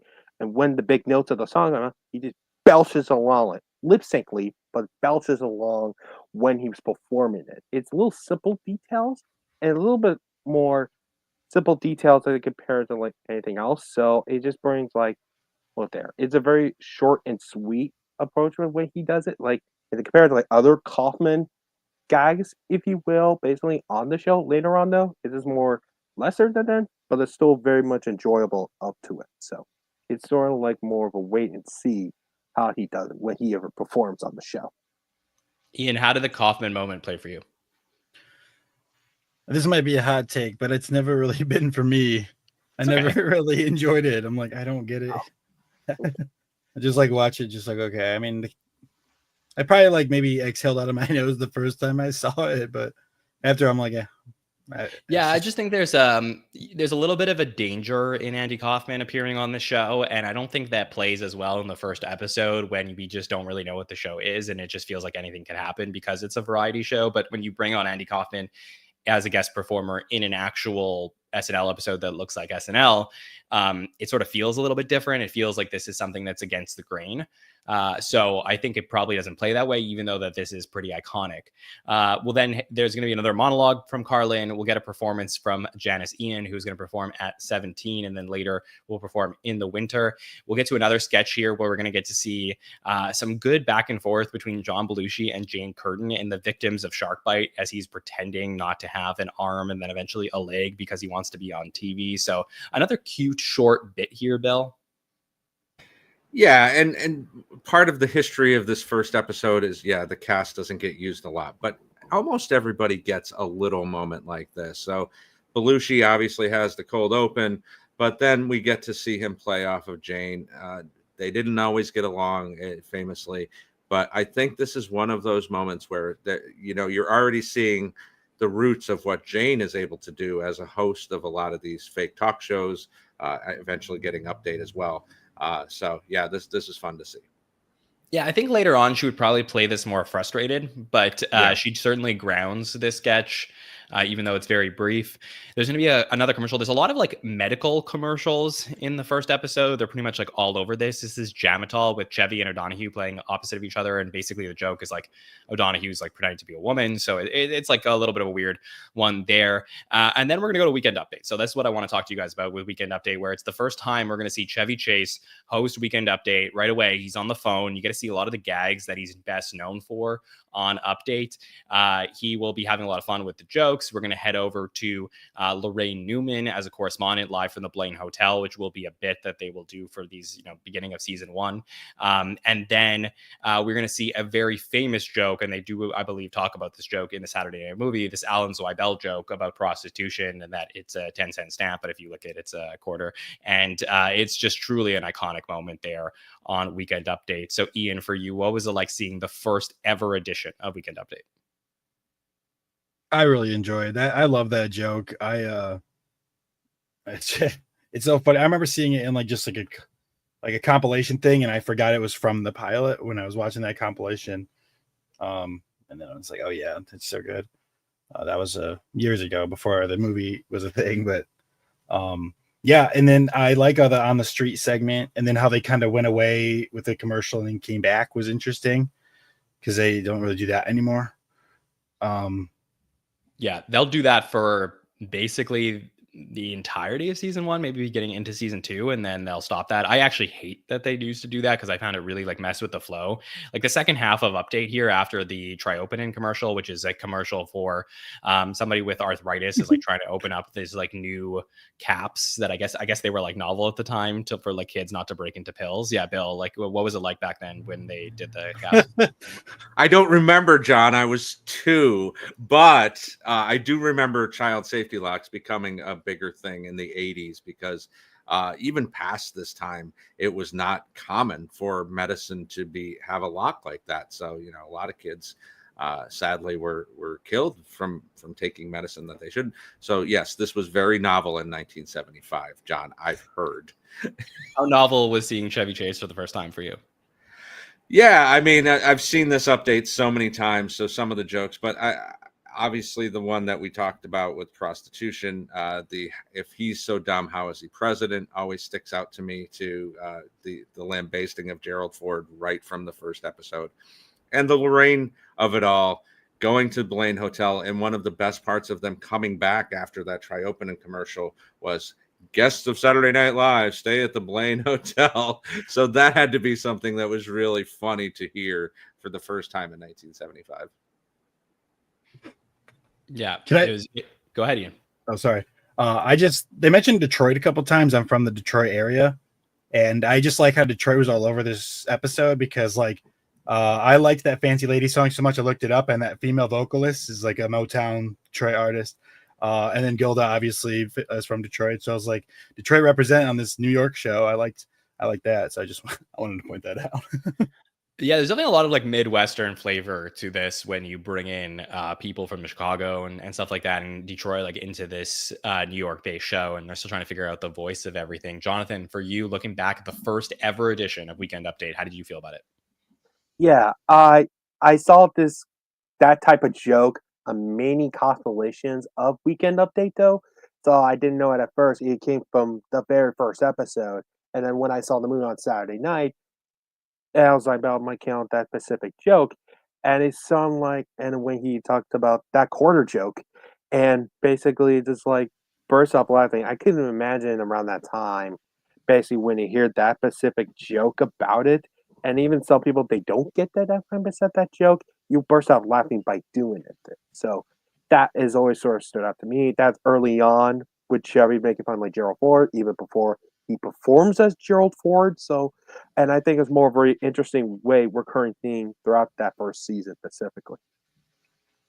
So we've seen a lot of different cast members on this countdown so far. This is the first time we're going to talk about the Muppets as pseudo cast members, where we see one of my least favorite things in the history of Saturday Night Live, The Land of Gorch. These Muppets, sketches are, I know, like I think there's a couple defenders out there. These are like unbearable for me to watch. Watching Plubis and Scred visit the mighty Favor, and basically like the background of this is just they were looking for like an adult version of the Muppets that they thought would be like very fun to have on the show. And I think like the cast, first of all, the writers hated writing for it. The cast hated that this was in the show, and they will drop this eventually. And I think like my favorite of this is that like Lily Tomlin, who will host in season 1 and again the premiere of season 2, she's gonna have this like really nice relationship with the Muppets, and like there's this cute aspect to it. But like beyond that, Bill, like oh my gosh, to get to have to talk about this and watch these again, like I really just want to skip over it. Oof, it's rough. It's not just rough because it's 50 years ago. It was rough then, I think. This predates the Muppet Show by about 6 months.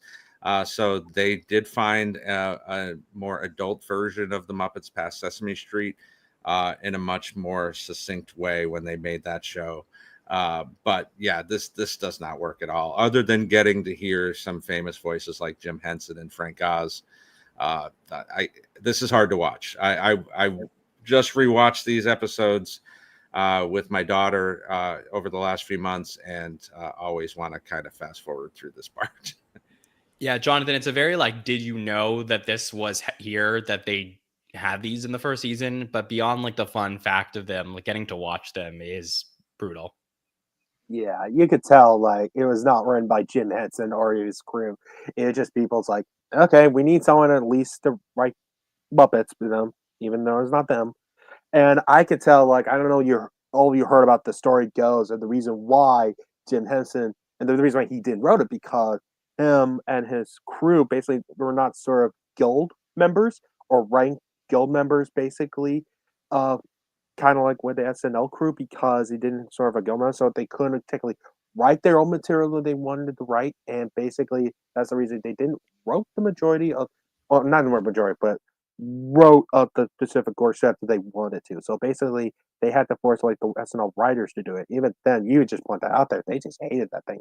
I didn't think one of the jokes like mucking puppets type of thing. That's I don't know who the ones who said that word specifically, but yeah, it just you can tell they're basically there. And a little the funny thing, an ironic thing you mentioned about the Muppets though on SNL because Henson kind of has a little more of a darker edge that people kind of lean onto because like if you watch those old school coffee commercials in the 1950s, which Henson used to do, there's some little dark humor there in short moments. And there's a little look it up on there. It's just a little dark humor there, but yeah, I think he was kind of wanted to do it. Even basically, he was pitching around before the Muppet Show. It's called Sex and Violence. That's called when he was pitching the Muppet Show, basically. So he does have a little bit of the dark humor edge to it. But that that being said, all that, and you could tell it's like basically it just wasn't fitting, basically. And you could tell it's like even when he had his way, it was not sort of not working, basically. Even Jim kind of knew that basically at the season more Yeah. progresses all the way through though, and basically a little more happier note on the Muppets on SNL thing. You ever heard the story when Jim sent a postcard to the SNL crew, and his one of his opening responses like, "How about the mopping. I don't know how specific way he does it. It's sort of like taking like the M and the H and reverse them basically. It's sort of like the Muppet Puppets type of idea when he was doing sort of a fun postcard when he does it. So it's at least a sort of a happy ending basically by all accounts. So you got the Muppet Show out of it. So Yeah, I'm sure they were very happy to finish with the show as well on their side. So it was all good riddance. But it was just a very unique thing. Ian, anything you want to say about the Land of Gorge? no. Okay. Okay, let's let's keep going. Let's keep going and talk about Albert Brooks, who is another aspect of these early episodes of season 1. He basically signs a contract with Saturday Night Live to produce, I think, 6 short films, and he wants to be a major part of the show. I believe the story goes that he, at one point, like, I may have even wanted to host or have like a major role in season 1, and there's sort of like this back and forth of like how much power is Albert Brooks going to get with the films that he's going to produce and send over to Saturday Night Live. And the first one we get to see is The Impossible Truth, which is a sort of like an alternate universe theory.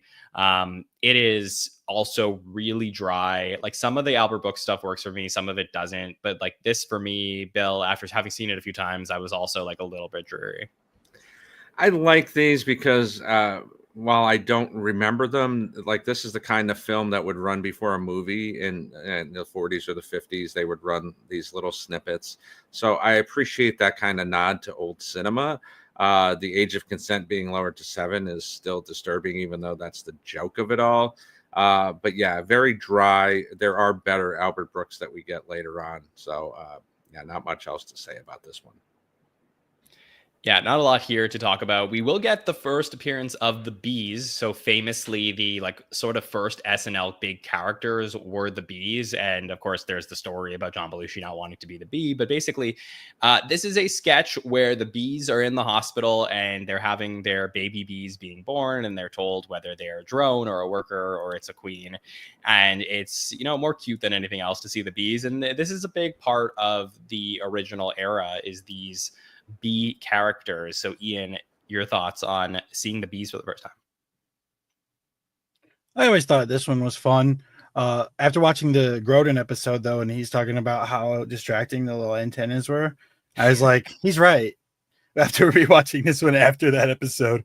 But yeah, the disappointment of the worker. I love just that. Oh, okay. Yeah, it is cool to see the Bees pop up. Like, it does feel very nostalgic for me whenever I go back and I see anything with the Bees in it. Jonathan, for you, what was it like seeing this Bee sketch? Of a perfect castellation of the working life around that time in the 70s. So having put a bunch of bee costumes, I think it was a manifestation of that. And basically, when he was like, "There's a worker," and he's actually like, "The worker?" It's sort of like out distraught at disappointment on his face. And it was like, "Yay!" all that stuff like that. It just felt a little bit dry. And basically, I know they're not fond of the bee suits, but I felt it was really charming to them when on the bee suit, regardless of the scenario they put them in there. So I think it's was more one of those more charming than anything else there. That's the best way I put it. Bill, this was one of Lorne's major writing contributions to this episode, along with his wife, ex-wife, Rosie, at the time, where they wanted to put the bees in there. And I think they liked the visual of having the cast as bees when they were trying to figure out how to use them. This was one of the first things that they figured out. So for you, revisiting Bee Hospital, how was it? I always like the bees. I like the meta-ness that we get with the bees a lot of time in the Grodin episode, in the Rob Reiner episode. This is the only sketch we get with all 9 cast members for this particular episode. George Coe and Michael O'Donoghue both appear with the 7 that we come to know and love. Yeah, I mean, it's quick, it's in, it's out. It's much shorter than a lot of the B ones that we get later on, where it becomes kind of epic 9 or 10-minute sketches. This is a pretty quick one. Yeah, of course, there's a very famous story about the network giving notes on this episode saying to cut the bees, and then the cast saying, well, no, this is our show, and they're going to rebel. And that's what made these bee sketches so famous. We'll see a commercial called The Academy of Better Careers up next. And that's a commercial that I think they would repeat a few times throughout the original era, but it's basically to become a standby operator. We get to see a lot of the cast. We get a great shot of Akira Yoshimura, which is always really fun because he's still working at the show and does appear in sketches every now and then. So that's like the connection between the beginning of the show and now, just to be able to like see somebody that was there on October 11th, 1975 is always really cool. One of the writing partners of Dan Aykroyd will do a guest performance here, Valerie Bromfield, who's going to come out and portray a teacher and a high school volleyball player. And of course, there is this to me like is whatever, but there's the very famous story of like they only had time for Valerie Bromfield or Billy Crystal, who was waiting in the wings, but Billy wouldn't cut his piece shorter, and then they ended up putting on Valerie Bromfield. So that's like another interesting aspect of this episode, Bill. I think that is, the lore of it all, and I think Billy's doing just fine. Thank you. So Valerie will go on to be on the new show. So there's that.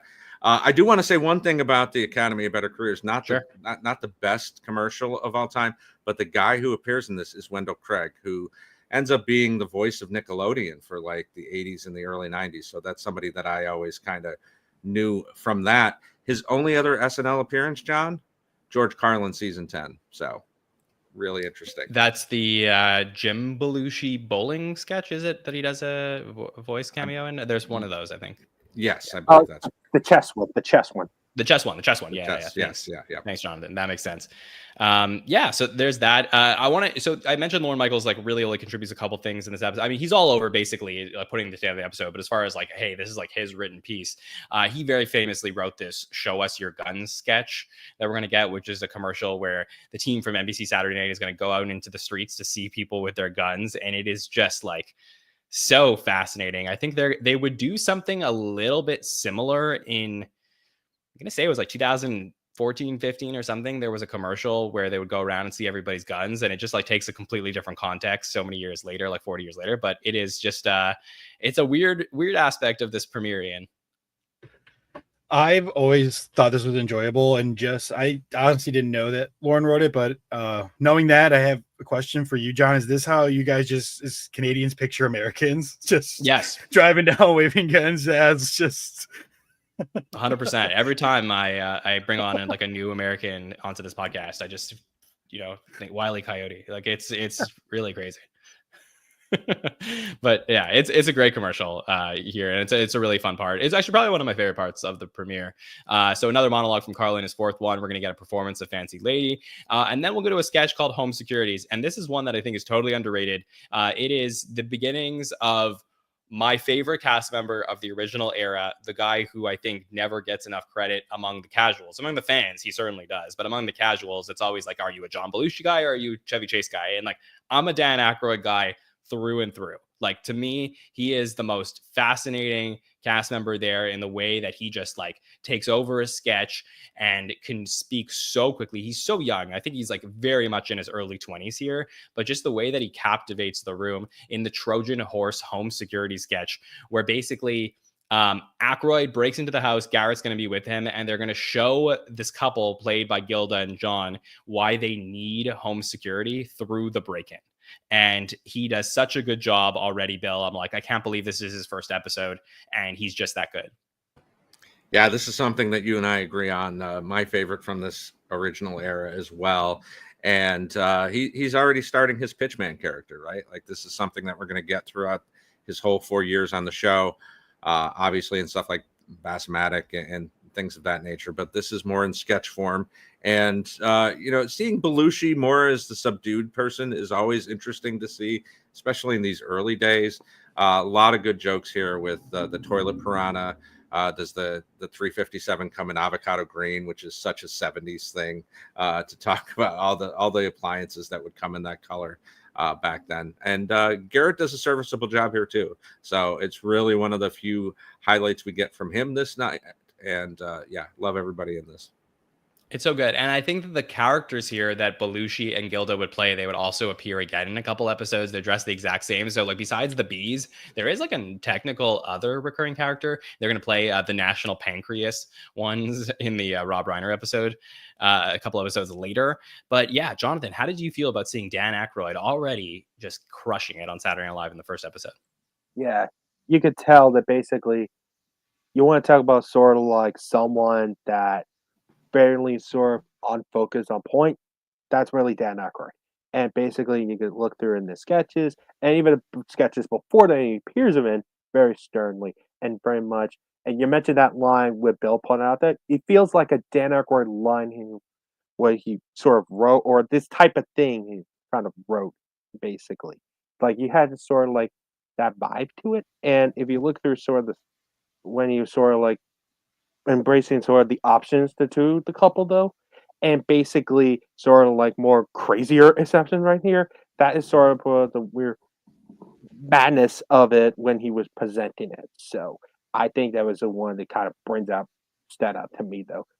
And I do agree with Bill seeing Belushi more subdued than compared to his later uh, episodes is more manic, basically. It's just more subdued, like more, I'd say it's well, not necessarily sort of straight man, but it's like more of a more regular type of thing, like normal ish, basically, than Yeah. compared to it. So It's very different than what we're gonna get. Like if you go towards the end of the season and you see the voyage of the Star Trek Enterprise, it's like it's just a different Belushi from earlier on, and that was one of my biggest problems. By the way, I know we didn't do like a full podcast here on the SNN talking about the Saturday Night Movie, but like John Belushi's portrayal in that movie was my least favorite thing about that movie. Like I think they totally got it wrong. He was not that guy at the beginning of the show. We spoke to his wife, like, you know, we interviewed her, like we know the truth. Like this is not the way Belushi was. He was not so jaded. He was not like going to lie on the ice rink and complaining and not going to show up. Like he was a total team player, and eventually like some of his issues will pop up over the years, but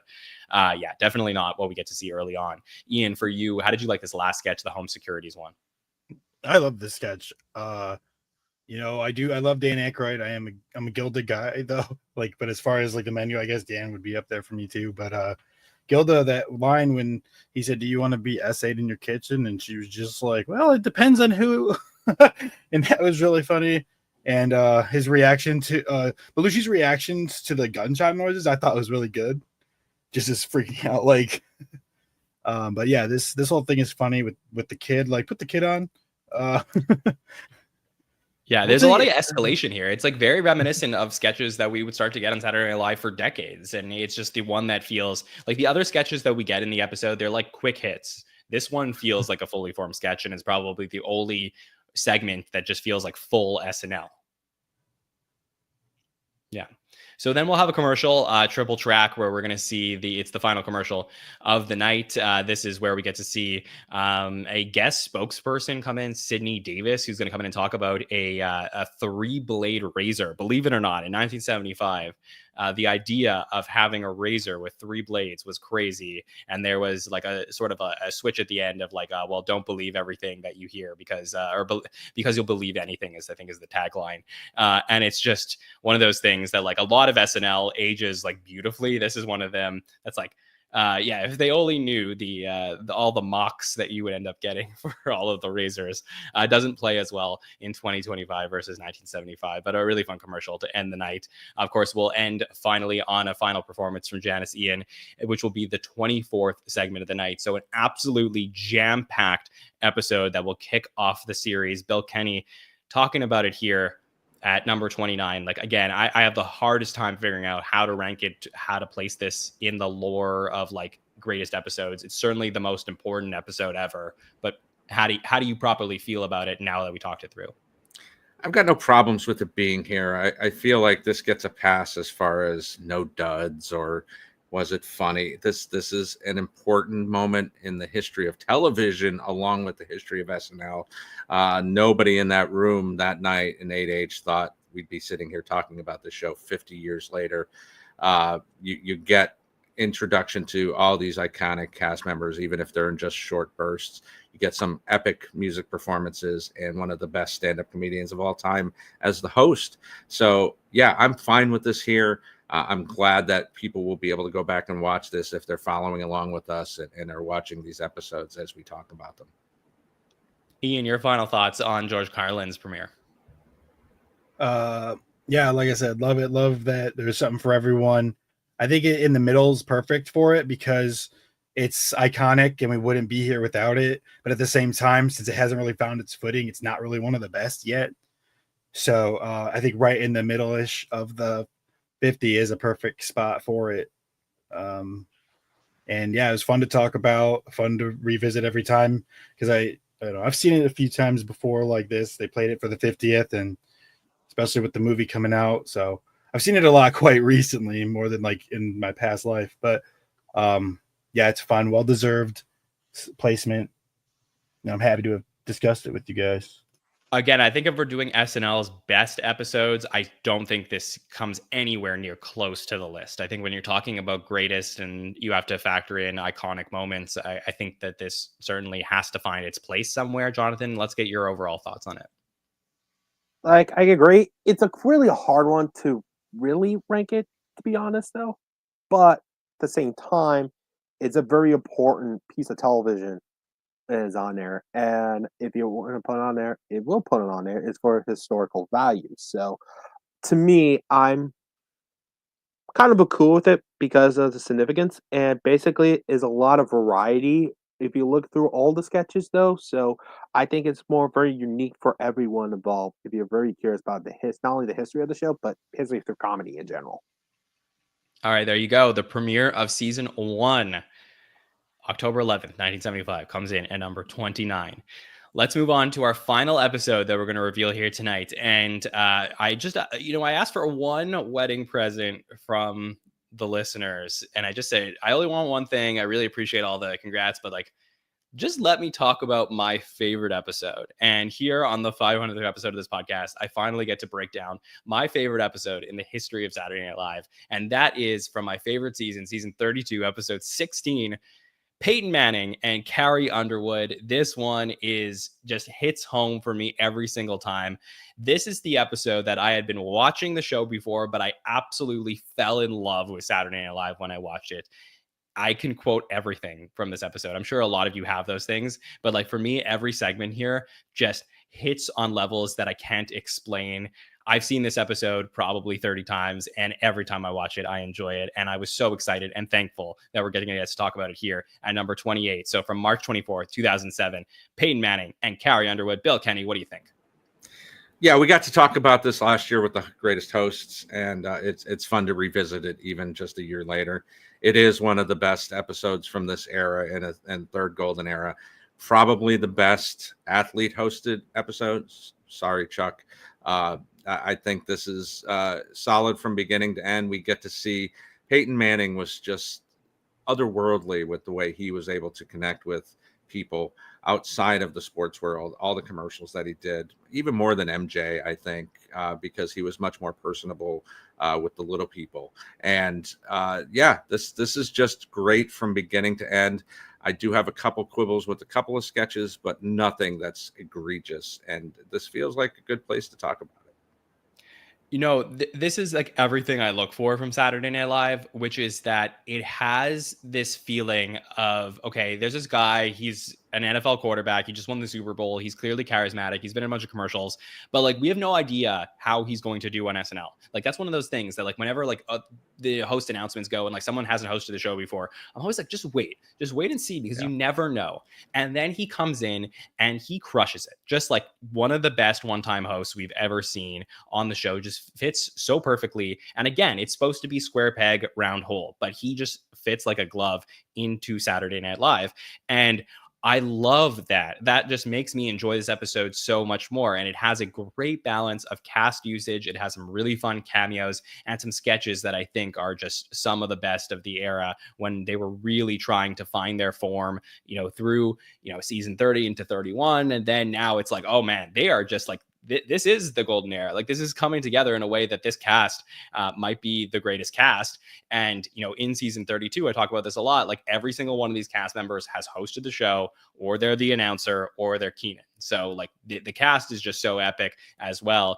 Ian, for you, how did it feel to revisit Peyton's and Carrie Underwood's episode? I loved it. I feel like I hadn't watched it all the way through in a long time. That one of the sketches plays all the time on my SNL channel on my TV. Plus, this one unlocked a lot of memories we'll get to when we get to them. But yeah, I thought he hosted twice. I guess that's how good this episode is. I didn't realize he was a one-timer. Yeah, he's gonna come back and play, or he's gonna go on Weekend Update like a few years back and talk about Emily in Paris. And Eli Manning's gonna host the show, his brother, a few years later. But we don't get Peyton coming back to host again, and it is just such a shame because he was so good. And like maybe it's one of those things that he doesn't want to ruin, like just the one and like hitting a grand slam. And I really wanted to ask him. At one point, he was walking down the carpet at the 50th and he was standing right next to me. He's like as tall as can be. And I was like, I said to him, I'm like, Peyton, can I have a minute with you? He went over to the Today Show and then I was interviewing someone. And by the time I returned around, he was gone. But I was like, oh man, I just like really wanted to know if he would ever actually have wanted to come back and host the show again. But Jonathan, how was revisiting this episode for you? As soon as you put this episode up there, I was like, I'm going to cuss around here real quick. Sure. I was like, fuck yes. Like, this is not only one of my favorite SNL episodes I rewatch ever. Like, I'm not going to sugarcoat this ever. Like, I rewatch it almost every time of it because, and also, not only was a fan of the show, I'm more of a football fan itself, though. I'm more knowledgeable about football than more anyone else around here. So basically, if you ask me like a football question, I usually know the first answer to it. So that's much I know about it. And what Peyton did though on the show, even before then he was about to host a show. We all know Peyton just won the Super Bowl. Like he's basically get rid of the sort of the stigma, like, oh, he can win a big one over here. But when he finally did, it didn't want nothing. He only watched the commercials before then though. After he hosted, people kind of know, it's like, oh, you're not only really funny, but that funny. Like that is one of the weirdest things. Like I know you mentioned like the Grand Slam competition. That's more like a touchdown record, basically. Well, you don't want to broke it or if anything tamper with it. Games with consecutive games type of approach. So this is one. Not this is arguably the best episode of SNL with an athlete's hosting, and I think it's not even close. Like it's just not even close. If you even make like a dictionary definition, this episode is up there.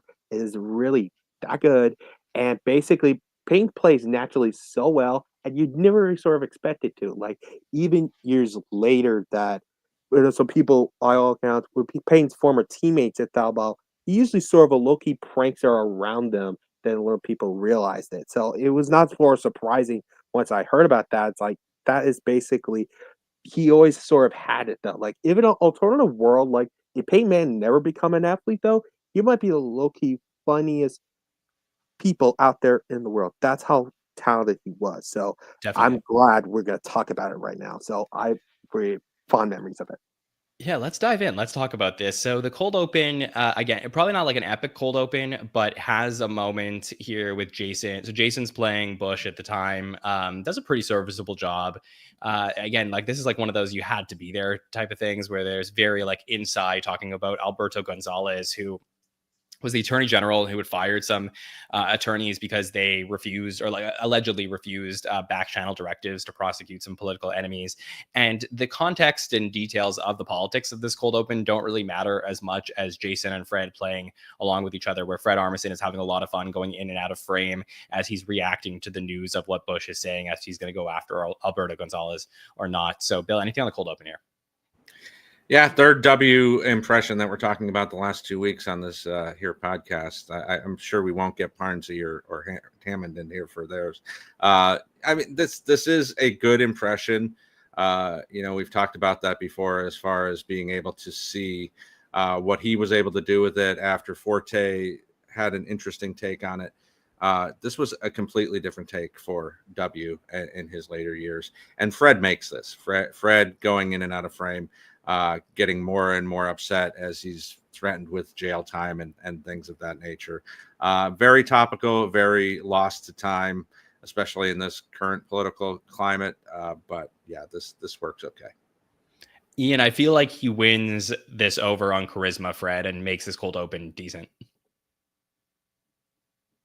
Yeah, I don't really remember what was going on at that time. So but I don't think you have to, right? Like that's what works about the cold open is that like the details don't matter as much as like you can get the context from the comedy. Yeah, that's what I was getting at. I still enjoyed it without really remembering what was going on.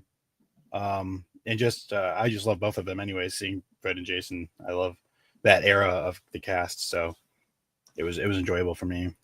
It was good stuff. And then you go to the monologue where Peyton's like really charismatic, and he comes out and right away wins you over. He introduces his mom and his dad and Eli, and there's some great jokes there talking about winning the Super Bowl with the Colts. And he's just really, really charming. So I feel like Jonathan, like right away, you get a great idea from Peyton that he's going to be a good host tonight. We didn't know how good he was going to be, but in the monologue, I thought he was great. Yeah, he really is. Like I mentioned earlier, if you listen to old teammates interviews though, this is sort of usually sort of like his nickname throughout the league is called the sheriff, and it basically sort of this old stoic approach of it, but it's very charitable when he's doing it in his monologue. So what Payne's sort of doing is basically monitoring around it. So I think that's a really great way to do it. And a little shout out to his family and also around that throughout episode, turned out that was also his birthday around that point. So basically, I felt like it's more relaxed and more lucid when he does, and public kind of lean on to with public the first expected. So we got to talk about the digital short here. This is it's weird that it is titled a digital short because it doesn't have a Lonely Island feel to it. But there's a great, talking in the podcast, Lonely Island, Seth Meyers' podcast, talking about this one where, Seth and Akiva talk about how they wrote this and it was titled a digital short because Akiva was involved with it, but no like Yorma or Andy involvement. And Payne Manning works with them on this one and just right away crushes it. Like, this is incredible. I never get tired of getting to him, Peyton Manning, just like pepper footballs at these kids. It's not even like, oh, I'm like cruel and I want to watch these kids get wrecked, but like just the idea that you have like a professional quarterback who every summer goes out and does like a million camps and like helps kids and donates to charity, does all this stuff, but then like he's kind of a dick. And the way that they play that is so beautiful in this, Bill. I love revisiting United Way. Yeah, and we've talked about this a lot on this countdown, but that audience reaction, that initial moment, the first kid that he hits and the kid goes down is just like this audible gasp out of that people of 300 in 8H. I love this. Yeah, I mean him breaking into cars, talking about killing a snitch, telling the kid all he's got to do is catch the ball. It's not that hard. Get the F out of here. Having all these bleeps in there.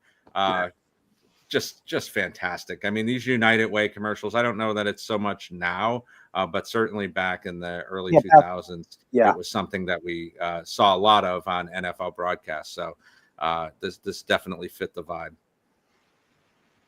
Yeah, Jonathan? Yeah, and I was going to say, like, if you ever watch those United Way commercials when you watch a football game, basically you have some NFL players go to the charity events or basically helped out, basically. And this is that commercial right there to the parody of it is basically encapsulate that. And the funny part with Peyton in there, because he's usually the face of the league when he does it, though. When Peyton doing it, basically the opposite approach, that's what makes him more hilarious. Like, I can imagine, like, someone else, like, even if today, like today's players would do it though, I don't think maybe wasn't get the funniest idea. Certain players and maybe they usually go to charities. I would not say someone that they weren't, but I felt like there was a little bit more all about me, all about else though. I don't think we'd get the similar funny impact what Peyton did back then.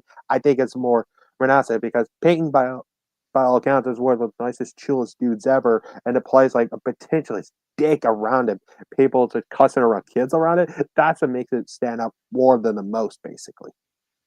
And Ian, I think the whole idea that like Peyton is not only there to teach these kids how to play football, but just give them life lessons works so well, especially when he's next to the cop car and he's like trying to teach them how to like break into a car. And then the alarm goes off. He's like, cops, everybody run. And all the kids are running. Like it is really, really great stuff. Yeah, this is the one that plays a lot on my the SNL channel on my TV when I just let it play, and I'm like, every time it comes on, that's another one that just doesn't get old. Anytime he beams the kid in the back of the head, children getting hurt, whether it's real or fake, I will laugh every time. I'm a bad person. Yeah, I get it. It is so funny to me. And this will kick off like an epic run of sketches where we're going to go to Bronx Beat next. And we're going to see Maya and Amy with their incredible chemistry, this Emily Spivey sketch that, the talk show. And just like they're already so fed up of life as they start off the show, and then they're going to bring on Peyton, who's so cute, as they're going to have the incredible back and forth. He's going to come on as a worker at the Bronx Zoo, and we get the like, what are you, 6'1", 6'2", 6'1", 6'2", 6'3", 6'4", 222, 222, 230, 240, as they'll go back and forth, looking at his hands and everything like that. And I love these so much, and especially these early ones where Fred Armisen is on the phone as Maya's husband at home. Al, who talks about flirting with Peyton, like just the chemistry between these two. I love it so much, Bill. Just every time I watch a Bronx Beat sketch, I get so happy. Yeah, I wish I could go back in a time machine before these got very tired to me, because this is only the third time Really? we've seen this. Yeah, as they went on, they were very samey. You know, every time it was just the flirting with the guy, but their wordplay is epic here. And talking about his mother, you got a big head. Only word coming into my mouth, episiotomy. It's just yeah, it's great. And Fred really makes this, having him on the phone, because most of the time Maya just kind of mentions him, but having him there to talk about that she's sitting there flirting with this guy and he doesn't give a shit, it's pretty damn funny. Yeah, I couldn't disagree more. I mean, I find that these two I could have watched, like I could watch all day. If this was like a show, I would watch them. They're like my two moms. That's how I feel about it. Like there's something when I was like, there's something palpable about the chemistry. And again, like I know that we're like in an age more with like now we have Kristen and Amy and Maya on the show in this era, but like it's still pretty rare for like women to really like take over the show, and then they just do such a good job with the chemistry. It really reminds me a lot of like the chemistry between Nora and Jan that these two have there. And again, like I think they're going to go on and they're going to do this like 9 or 10 times. I know they'll do it on the 50th as well, but I love getting to see these characters every single time. Ian, what was it like for you seeing this edition of Bronx Beat? I love Bronx Beat. And I was going to say, when you were talking about seeing Peyton at the 50th and you were like, he's so tall, you should have been like, hey, what are you, 6'1", 6'2"? What are you? Just try to get his attention with the callback. I wish I was that quick. But yeah, I love Betty and Jody. They're hilarious. The accents are great. They just, the guests just sitting there, almost like how guests are on Eric Andre or Between Two Ferns. It's like, what am I doing here? I love that format. Yeah, I think the most people remember the sweater weather one, but this to me is about the one I always personally just remember, with the back and forth with Peyton, who plays it really well and shy and timid across from them. Yeah, there's a lot of really good stuff here. Jonathan, do you like these Bronx Beat sketches? I like them. Yeah, it didn't get really old to me when they popped up a couple more times afterwards. So it just never really bothered me all that much. And as for that one specifically, though, it's not my favorite out of the Baxmore one. I kind of like two more afterwards, though. But that being said, all that, I think it's basically back and forth with them. With Peyton, though, I think it's really very much a little charming way he does. Like, you mentioned the tall line, basically. It's like, you're too tall? Too tall? What, basically, here? And basically, it's really more endearing, basically, when he was interacting with them. So I always have a little soft spot between them for that sketch. Me too. Just truly love it. One of my favorite sketches of this era. Then a sketch that I think is probably not as well remembered from this episode, but is really solid, is the ESPN's NCAA tournament pool party sketch, where we're going to see Peyton, who's playing a sports journalist, and he's next to Amy Poehler's Mandy Jensen, who is a girl who filled out her NCAA March Madness bracket and guessed everything based on the things she liked, whether it's the basketball uniforms or the logos.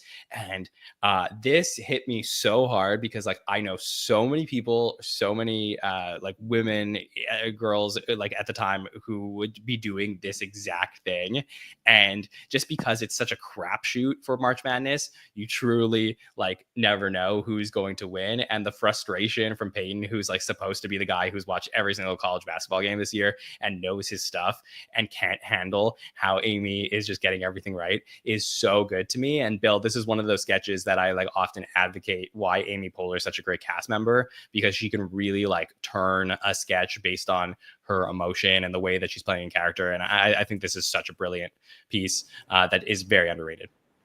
Very underrated, and it's so relatable, whether you bet on FanDuel or DraftKings, or whether you do a tournament like this. the hours that I put in kind of dissecting the records and the players and things like that. And then it's always somebody like this who wins it. And the fact that the little added bonus of this with Peyton is that he's not doing terrible. He's doing almost as well as Amy is. He's just not quite as well. And he put in all this time, and that's what frustrates him. The jokes ending about being such a Peyton Manning and him having to defend that is very meta. Yeah, I mean, this is great. And the fact that they don't just keep it around like, oh, it's her favorite color or favorite animal, but like she won't pick Duke because her roommate was last name was Duke and she's a total whore. So that's just, yeah, Amy Poehler here just brings out the best in everybody. One of Jason Sudeikis's best yells of all time is as Peyton is walking away and he's yelling, "Don't be a Peyton Manning." And it's so good. Or "Don't pull a Peyton Manning." Is just like a completely epic line. Ian, for you, did you enjoy the NCAA sketch? I did. I love Amy Poehler so much. Just that smile she was doing and her delivery on those like mini bullet because they're cuter. Like, yeah. And just the Arizona iced tea. Like, I think that was it. Like, she was just so perfect. Everything. And then who's Peyton Manning? Yeah, I love Amy, and I would have loved for Amy to have been like what Keenan did and just give me Amy all the time. Though we wouldn't have got Parks and Rec, so I guess I can't have it all. Yeah, and it's always like a little bit dangerous in a sketch once you start to get like too meta in the sense that like the host is not playing himself, but there's like he's alluding to the fact that he knows that they're talking about him. But I think they really like straddle the line here very well. So I really do love this sketch. Jonathan, did you want to say anything about it? Yeah, and you keep mentioning it, and I want to kind of elaborate on the meta-ness of this guy. It's not just like, oh, just like the Peyton Manning thing. When Sudeikis said, "Don't pull Peyton Manning," is not because of, well, it's after Peyton Manning. It just kind of tells the fact that just before he won that Super Bowl, a little some context with that is outside of that, he's been sort of like the team around him in Indianapolis, playoff chokers a lot. Basically, lost a lot of playoff games to the Patriots mostly. So basically, he couldn't win it all that stuff. When he said that line, sort of basically not only that what Richard Payne is, but also sort of the reputation before he won that Super Bowl as the team or the team around it just couldn't win the big one before he did. So it's all fitting on a March Madness tournament, which I do agree on John. One thing I kind of helped with some March Madness with my sister, sort of a little hard one to a little figure it out. And some of it is still by logo though. So basically I was going to help on that notion there. So it's a sort of like basically sort of a little context. Everything was very much, I appreciated that sketch. About like 5 or 6 years ago, I was working at an office and I was like very instrumental in starting a March Madness tournament there. And I was one of the only guys working in the office, and a lot of the women that were working there had never done a March Madness school before. And like the similarities again between this sketch and what Amy was doing and what the women at the office were doing is just unreal. So this hits really, really well. I love it. And then we're going to go to Penelope. And Penelope is one of my favorite Kristen Wiig characters of all time. This was, I cannot describe how big this was when this aired. I was in high school, and the imitations that everyone in our grade was doing of Penelope right after this aired was like that this was the biggest character that ever aired on Saturday Night Live. Like it was just so imitable. And the lines here from Penelope as she one-ups Peyton and makes everyone frustrated around her. I know that she's going to go on to do it many times after this, but this first one that we saw was like so well done and so well formed that like you can already feel like the Kristen Wiig takeover was just about to start. And I love this version of Penelope that we got here, Bill. Yeah, I love Penelope, and I think we do get bigger escalations as we go on. We get some very strange things where she's floating on soap and things like that. But this is a good start to this, and it's interesting that the audience doesn't really know how to take this because it's the first time they've seen it. By the second or third time, they're really into it. So there's kind of just some nervous laughter until she really gets into it, and then they just kind of build up and kind of enjoy the ride. Yeah, I think Peyton plays very well off of her here. He doesn't get too cartoonish, which is a problem with some of the later Penelopes, that the host becomes too cartoonish. He kind of stays, grounded in the real world as he gets back at her. But yeah, I love this. I think this is a great Kristen Wiig piece. Oh, it's so good, so good. And like you said, it's gonna get very cartoonish, but I still think like they really hit for me. And again, this is a John Lutz and Kristen Wiig sketch. This is the first of 3 pieces in this episode that John Lutz will have on the show that I think is one of the greatest episodes for a writer in the modern era. Like it is so good from him this episode, the pieces that he got on. Jonathan, for you, any thoughts on Penelope? Yeah, and I gonna piggyback with Bill's point there is like basically he's more grounded. What Payne does when he's doing it, sort of like be more the straight person throughout the little bit. Usually in the Penelope sketches, one with the host is basically just around the craziness with it. What Payne is doing around here is basically sort of the straight man approach is more subdued and more will give it back to reality of it and let the comedy flow throughout here. And I think that is more of the genius of it very well though. Yeah, agreed. Ian, for you, any thoughts on Penelope? It's fun. Not my favorite Kristen Wiig character, but I hate people like this, but I accept Penelope because it's just like an obvious satire of these people because it's just like to the extreme. But I think she just does it so good. So good. Yeah, and it's just like it's so easy to like have fun with this character, and I am definitely surprised that like they did do it a bunch of times, from like for the next few years, but we haven't seen it since 2010. And Kristen Wiig has like come back a lot and hosted, and she never brought it back. And I think it's one of those that like I think we all miss. So that would be fun to get a Penelope again.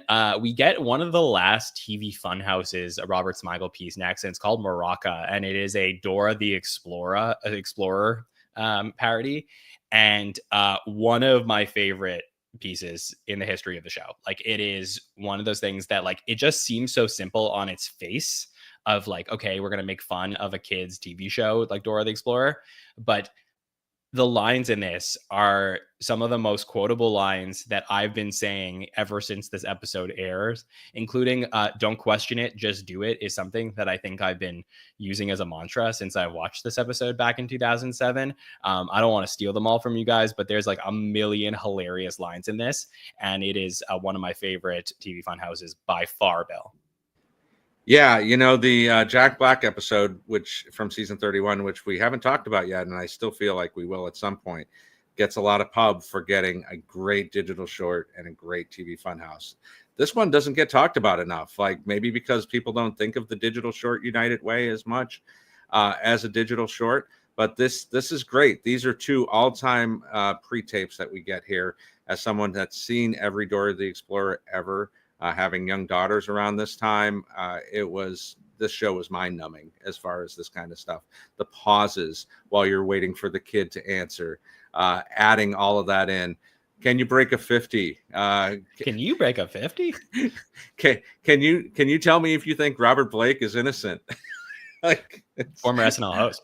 Yes, exactly. One of 2 murderers. But yeah, I mean, this is great from my BFF, Robert Smigel, as he's winding down his SNL career. Yeah, I'll go through some of the lines here just to say like some of the ones that really hit for me. I mean, you said the 51, the come on harder, the what's wrong with you? Can you tell me how to check for a hernia? Of course, don't question it, just do it. Do you know why my father left me? And just like the awkward silence of like this little girl asking at home, because again, like Dora the Explorer, they'd be like, do you know where my backpack is? Like they would do stuff like that. So this is like it's so crazy the escalation here. The get on your tummy, do it, asshole, like just comes out of nowhere from Morocco. And then the final one is like one of the most hilarious lines of like, if Mittens chose to save him based on his beliefs, does Mittens really have free will? And just like leaves this like open-ended question of like just pondering the philosophy of life. It is unbelievable stuff here from Smigel and just an all-time great sketch. Ian, your thoughts on it? After that line and all the characters just smiling, staring into the camera is so funny. I think I've seen this once and then, like I said, forgot about it because it's not talked about, and there's so much stuff in the show. So when I rewatched this, I was like, oh my god! I don't even think I enjoyed it as much when I first saw it. But God, the lines, I had to look up who the voice was because it was so close to the actual Dora voice. I was like, was this did they just get the voice actor? Like, But yeah, the free will thing and the penguins just staring. So it's And perfect. I was gonna answer that cool question. Did they actually got the actual Dora voice to do this though? Like, I don't No, know. it was Becca Lish, and she was best known for another Nickelodeon show, Doug. Okay, I know. Like, I know they kind of did it one time, and I don't know. All you kind of is a little bit of a deep cut, but you know, when the ex presidents have basically got, they actually got Tom Kenny to voice SpongeBob in that particular sketch, though. Like, and that is a little out of nowhere. Even still under contract Nickelodeon around that point, is like that's a little bit more obscure, a little odd, a little interesting detail there. He was Yeah. on Bob Odenkirk's show, so there is kind of a tie with Tom Kenny and SNL. Very true. Again, just one of the all-time great cartoons in the history of the show, I think, and truly makes for an epic moment. Jonathan, did you want to add something? I also want to add, like, as someone, I was very, very, very young. I was watching Dora. It was on my TV on Nick Jr. a lot, even though I'm more of a Blue Clues type of guy around that era. So Of course. it was way better. Yes. And yeah, what Bill mentioned about Dora is completely accurate, though. As someone who was watching it in real time, I was very young, though. I agree. A lot of it. Awkward pauses, the works. And this sketch kind of exposes that, and very, very well, though. So I think it is hilarious. One of my personal favorite TV Funhouse sketches, along with some other TV Funhouse sketches I enjoyed. So this was up there for me. So yeah. Yeah, and if you thought like things couldn't get more epic, we're gonna head next to my favorite sketch of all time. I sort of have like a 1A and 1B. Like I have a sketch that's my favorite to recommend to people, and that's not this one. And if it does come up in the countdown, I'll mention it later on. But this is like probably my favorite sketch of all time. I think I've watched it 100 times and it still makes me laugh. I never lose the joy that I get to see in it. It is the locker room motivation sketch. This is another Let's piece with Forte, where Forte is the coach of a basketball team who's going to talk to them at halftime about losing. And in order to motivate them, is going to play the theme song from Casino Royale and does a dance that is so visually hilarious that I can never do it justice in the way that it's described. It's not podcastable, but it is one of those things that you like have to watch and see as the men of the cast are standing behind Forte. He's dancing and doing the most insane moves with a mustache and a smile that could like light up a stadium. And just behind him, the entire cast is just trying to keep it together as they're laughing into their towels. And just when you think like, Will Forte, who I'm watching this in real time as it's happening and being like, this is my favorite cast member, no doubt, and will continue to be my favorite cast member to this day. Just when you think like that is enough, Peyton Manning is going to go one-on-one with him as he's going to dance next to them and they're going to dance their way out of the locker room. It is to me like by far my favorite sketch that's ever been on the show. And I don't know that anything will ever pass it, Bill. Yeah, top 10 for me as well. And yeah, it's hard to pick a specific moment. You mentioned a few of them, but Will's facial expressions when he starts doing the dance, the motions with his hands, like the like I can't like that whole thing. Yeah, yeah. I every mean, time. it's just so. Oh my goodness! And then to add to that, one of the joys of a sketch like this, going back and watching it over and over and over again, is watching the people in the background. So watching Hader lose it, putting their faces in the towels. Young Keenan, trying to hide what he's doing. Just epic moments here, and Peyton really shows that he is just a great host here. It is unbelievable, Ian, just to watch this again. Like it makes, if I'm ever like in a bad mood, like this is the thing I need to put on to cheer me up. Yeah, I was having a great time every time I watched this, and watching Hader break was really fun. Truthfully, I think like it's more real. Like I feel like if that was really happening in a basketball locker room, they would be laughing their coach out of the room. And also, John, did you play that song at your wedding? I didn't play that actually. That reminds me, I did play Dick in a Box, and I just had sex, and I took some videos of that. But I don't know if they're appropriate for the podcast or not. But I did play those. So DVD. I have to rewatch the videos and see if they're like if I can put them on. But yes, those two did play. I did not play the theme from Casino Royale. I don't think anybody would have got that. But Dick in a Box totally worked, and it was fine. And yes, there were. I did not actually do that, but there were moments that I think visually made sense for the song. Yeah. Oh yeah. Where were we? Jonathan, did you want to say anything about the sketch? Now I'm picturing doing like they're gonna. You actually dance with actual bots, or are you just pretending it? Basically, I just. So we were giving out glow sticks and they were phallic, so I was able to use them as a prop. Yeah. Okay. All right. All right. Sorry about that. I just you just brought that up. So, okay, back to that Casino Royale one. Yes, and you could tell like it's not just like obvious. It's almost all the male cast in the background felt like they almost about to break. Like it was like if you look right here, they look in disgust, but in reality, they were just covering their faces. Like they know they were on the they're breaking behind their faces. So, and I love the idea of it. And they all just like basically just dancing and basically Will and Peyton basically kind of dance around this weird insanity though. And basically the players like, let's just leave. And just like run out with it. I bet like once they run off, they would burst out laughing when they did it. It's one of those break moments. I wouldn't I know basically Debbie Downer gets a little bit more because of the breaking, this one should have been there a little bit the similar idea then. So they were basically sort of do a similar thing like that. But I think it's more reactionary of it to it though. Oh yeah, And there's something about it. I mean, it's not like again, because it's not the words themselves that are making people laugh, but it's just Forte putting on a performance. It is just so incredibly epic. And I do think that Peyton's lines in this are also really good. I just I thought about going out for the second half, and a little bit of pee came out, going to bake some snickerdoodles with my bros and practice French kissing on my French kissing puppet. Like there's a lot of good stuff here. I think it is as complete as of a sketch as you can ask for, and really, really great stuff. Then we're going to get Carrie Underwood performing. So I was a big American Idol fan at the time. Like great to see Carrie. I thought music from Carrie was good tonight, Bell, as well.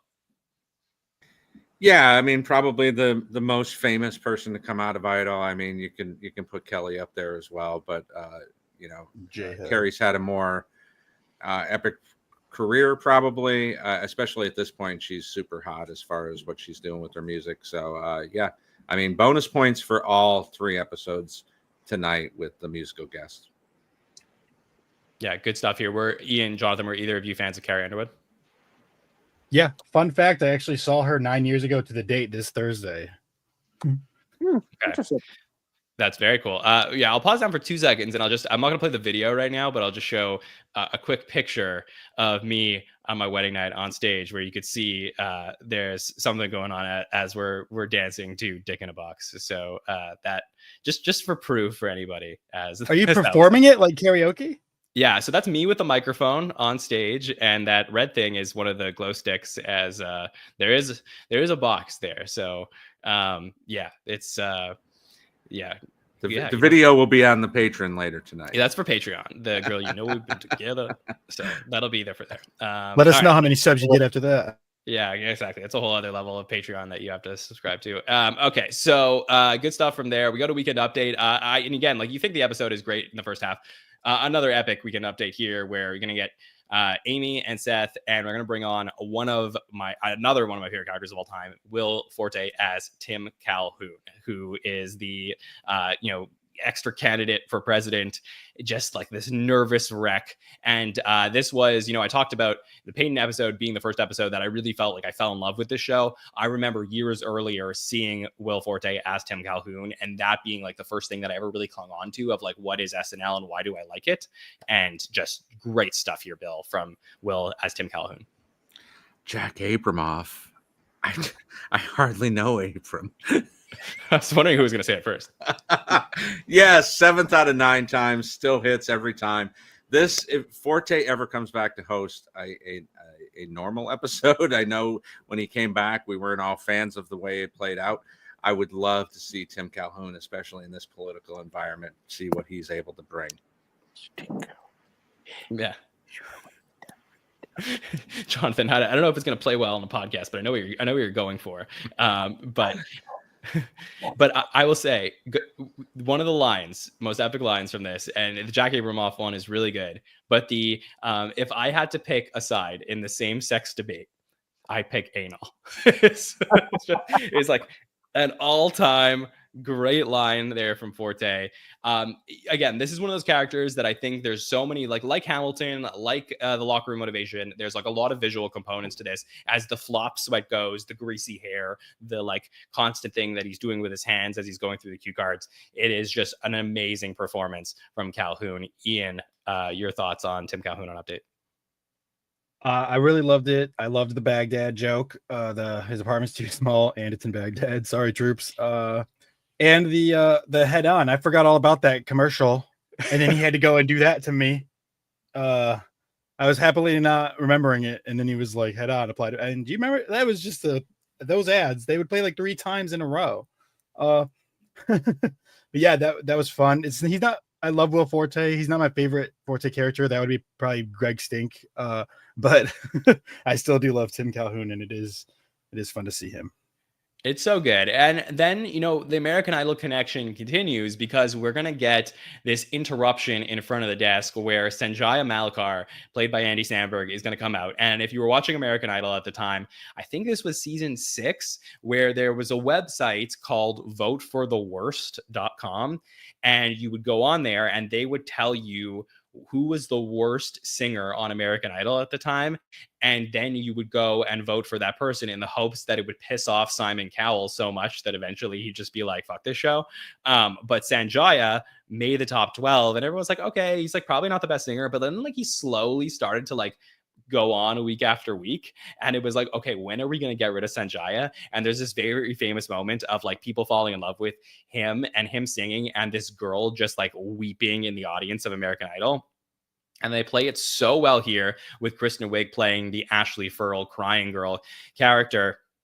And then we get an appearance by original cast member Dan Aykroyd on the show, which is like so crazy because I don't think he had been on the show in a few years, and like just so unexpected that he would be sitting there crying. But for me, like that's one of those moments, Bill, where it's like, oh, this is a great cameo and like truly adds to an amazing episode.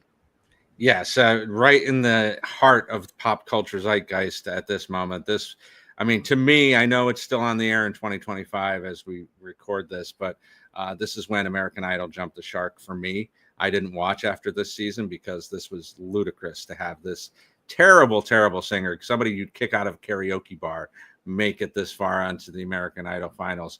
But that moment with the girl and then adding Dan, as you said, was just chef's kiss.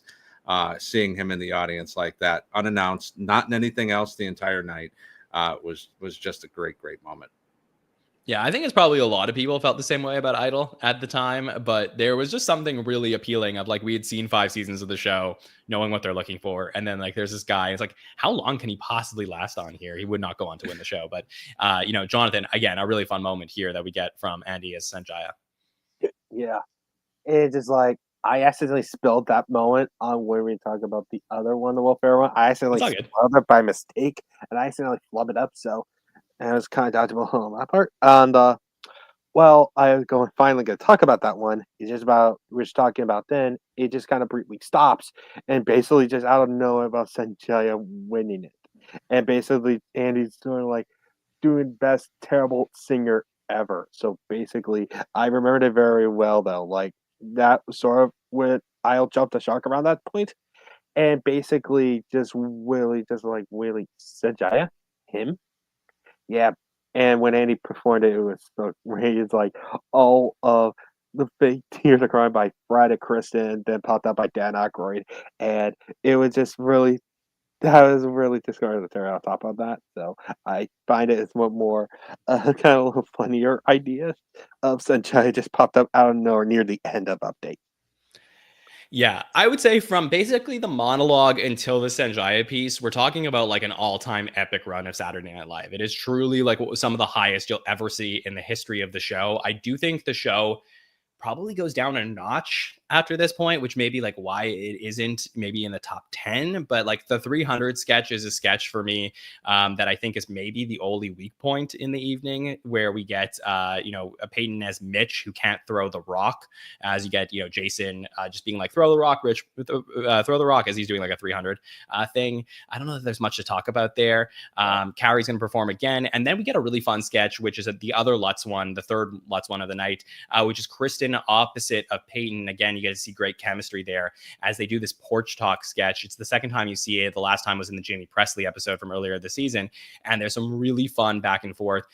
It really shows you like when Kristen's not doing an over the top character, she has this like other layer to her that is so beautiful on SNL that makes her for me like one of the greatest cast members of all time by far. I think she's so good here, and there's some good lines with Peyton being like, I walked around with a piece of sliced ham the last few days just to have my own secret, as they're revealing things to each other on the porch. I have a pig's vagina is something that I remember being referenced a million times. But yeah, love porch talk here. Bill, anything you want to say about it? Yeah, it's one of those that I really wish they had done more of. Maybe it would have been diminishing returns if we saw this 12 times. But and I think Peyton just plays very well off of this. The line that always sticks with me is, guess what Carl did for Janice's birthday? He hung himself. It's very dark. And the fact that it's Lutz, who's also doing double duty at 30 Rock at this point, coming up with such a huge night on SNL while he's doing that as well. We don't talk about John Lutz enough. Like he's really, really good in this era of the show. I totally think this is like one of the great nights for a writer that we've seen like ever. So it is something that is worth shouting out here. I'll yada yada at the end a little bit where we'll talk about Mercedes 550. This is a commercial where, Peyton's doing a million commercials at the time. So of course they're going to give him a commercial for a car that makes meatloaf. It has a meatloaf oven in it. And then the final commercial of the night is a commercial for Air Force Ones. Does not feature Peyton, but features the rest of the cast. The rest of the men in the cast as they, have Air Force Ones, but they're failing at playing basketball. And the tagline on it is, with the way you play, you don't even need these shoes, because it was basically the opposite of like, okay, you're so good, maybe you don't need these, but actually these guys are so bad that the shoes aren't going to help them, which I think was fun. So like, between Porch Talk, Mercedes 550 and Air Force One, I think it's a super solid way to the end of the night.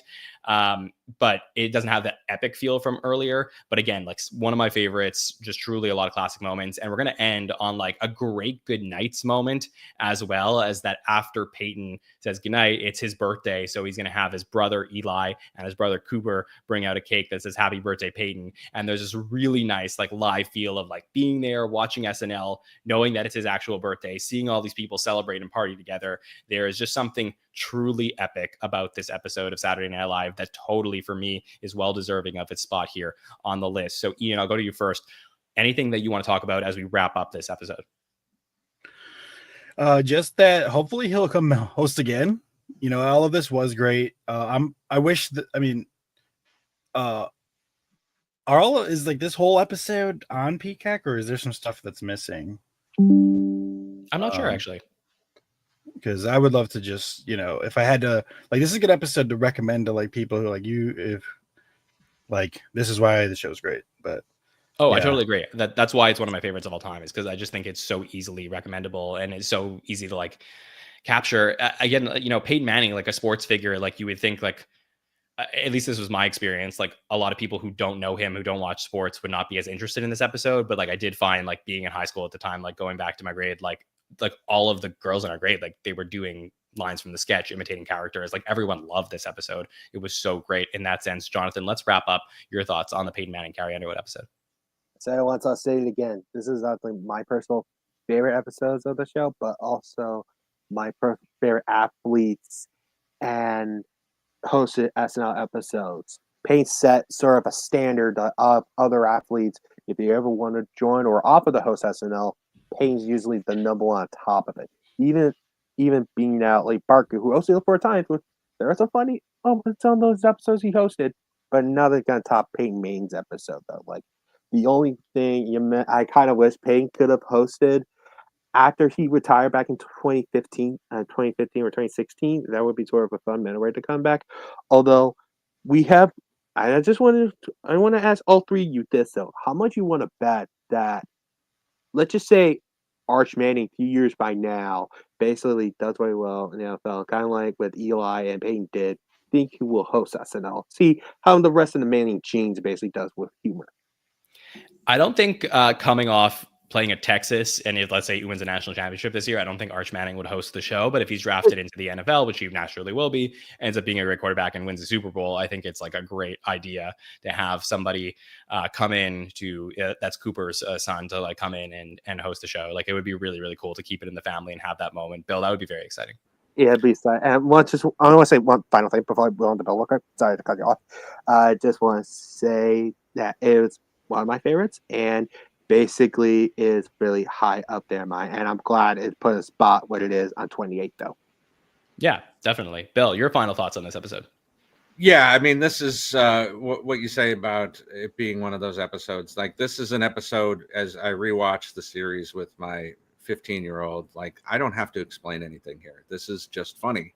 You know, everything that we've talked about, Locker Room, Maraca, Tim Calhoun, these are just funny because they're funny. It's not because it's 2007. It's not because of anything else. And a big part of that is Peyton Manning, which is why he made the host list last year, even as a one-timer.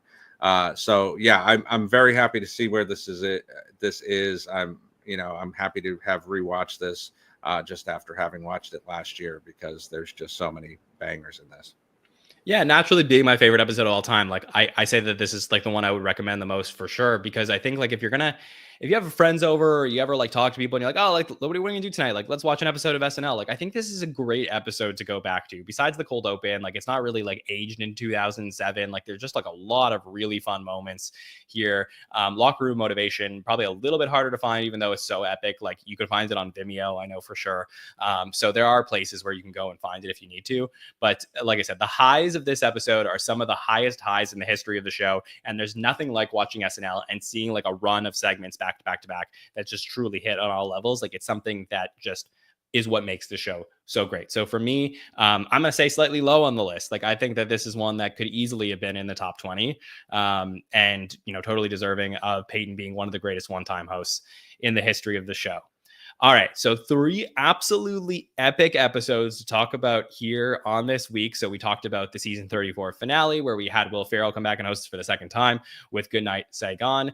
We had the first episode in the history of the series hosted by George Carlin, and now this Peyton Manning and Carrie Underwood episode. So those are the 3 new ones added to the list. For the final segment of the night, Bill and I will tell you where we will place these on our countdown list ourselves as we re-rank the episodes week by week. So Bill, because I was not here last week, I'll also say where I put the 4 from last week as I put that up on screen. So let me tell you guys, from the bottom, I got Lindsay Lohan, and then Michael Jordan, Ryan Gosling, and Conan. Those are my bottom 4 up through 20. Then I got Anne Hathaway, Justin Timberlake, David Alan Grier, Baldwin from season 24, Patrick Swayze. Then I put the Jason Sudeikis episode at 14. That was from last week. So that's my lowest one of the recent 7 that I didn't reveal so far. Shatner comes in next at season 12. McFarlane, the premiere, is number 12 overall. It's from season 38. Jerry Seinfeld right in the middle right now at season 17. Christopher Walken and Foo Fighters at number 10. I put the George Carlin episode from tonight at number 9. I'm a little bit lower than I think what Bill will end up with here, and he'll talk about his reasons for it. But again, really tough to place. Probably the hardest episode to rank of the bunch, but I sort of feel like its importance needs to put it near the top of the list. But I can't put it above the episodes that I just really feel like came together in a way that I think are all-time greats. But I could sort of like squint my eyes and put it ahead of episodes that I think are more mixed bag as far as like have really good moments and have some duds as well. So I think like that's probably the proper place to put it. I put it right behind Grodin because I sort of feel like the Grodin episode would never exist without the Carlin episode. So like, I think it like builds upon itself in a way. So Grodin, I do have there at 8, even though I'm maybe not as high on it as a lot of our listeners. Timberlake and Gaga's at 7. I put Fallon and Buble at 6. I'm going to just hold my ground on that one. Like that to me is one of the great Christmas episodes in the history of the show. It has a lot of the things that make Christmas episodes so great. I don't think there's like a lot of duds there in that episode. So for me, like that's probably the one that you and I, Bill, will feel very differently about. Christopher Walken and Arrested Development from last week, I have it as a top 5 episode so far on the countdown. Sigourney Weaver is at number 4, and I got 2 new entrants into my top 3. I got Will Ferrell and Green Day as number 3 right here. Like I said, an all-time great finale. I think it's so good, and one of the most important episodes of the era. Peyton Manning, I have a number 2 right now. I really, like I said, favorite episode of all time. Could have put it easily at number 1, but it's hard to put it ahead of Alec Baldwin and the B-52s, which is practically a perfect SNL episode. Like there's nothing in there that's bad. It is really like the apex of that second golden era. So right now I do have Alec Baldwin, the B-52s at number 1 spot ahead of Peyton and then Will Ferrell's episode. That's my top 3 right now. Bill, where did you place these new 3? Yeah, I started with from the bottom. I've got Lohan and Gosling. I also have MJ coming in at number 21, Anne Hathaway and Justin Timberlake season 38. Then Sudeikis, Seinfeld, Conan. Dag coming in at 15 for me, then Shatner. Baldwin season 24 stays at 13. Fallon is sorry, you keep saying greatest Christmas episode. Sorry, we're talking greatest episodes, John. So that qualifier takes it out for me a little bit. I think Candy Bergen would have an argument for that anyway, but we'll see. Yeah, I would put Candy's ahead of it if it came up for sure. Okay, That's fine. okay. But still one of the greats. Okay. Yeah. I mean, not a bad episode, but I think there are a couple duds. Swayze at number 11, Walken season 28 at number 10, Seth MacFarlane at 9, JT season 36 at 8, Walken season 18 at number 7, Grodin at 6. And then here I slide in Carlin. I feel like this and Sigourney at number 4 kind of go together because of their historical importance. Still have Sigourney above it because I think there's better sketches as far as that goes. And then you and I are going to differ just a little bit. I think the Will Ferrell episode comes in at number 2 for me because it's just, wall to wall more bangers. I think there's a couple moments in Peyton, even though we get some epic moments that we've already talked about, puts that at number 3 for me. And then Baldwin stays at season 15 stays at number 1 for me. Yeah, I just think the crutch of Will Ferrell's epic characters and sketches that he's bringing back probably make the episode easier to be so great. So I think Peyton had a larger hill to climb, and that's why it was such a big surprise and so great with what they ended up with that I think it's probably ahead of the Will Ferrell episode for me. But again, we're really close here. So Ian, let me ask you, do either of these lists stand out more to you as one being better than the other? Well, I feel like they're kind of close in a lot of ways. I was comparing, and I see a lot of similarities, except a couple very specific ones. But I think I agree with Bill with the Ferrell being, front to finish, all bangers basically. With there was that slight decline in the Manning episode after update, so that is fair. I'm just so curious because they've all been so good. What is next for the remainder? I wonder. They're just it's just. I don't know. It's exciting to see. It is, and we'll see over the next 9 weeks. Jonathan, do you want to give your input on our list? For the most part, I'm more agree on slightly. To Bill slightly, I do agree a little bit more, but it's very much interchangeable to me. So I can pick even maybe a different day. It might be a different story, but I put slightly on Bill's.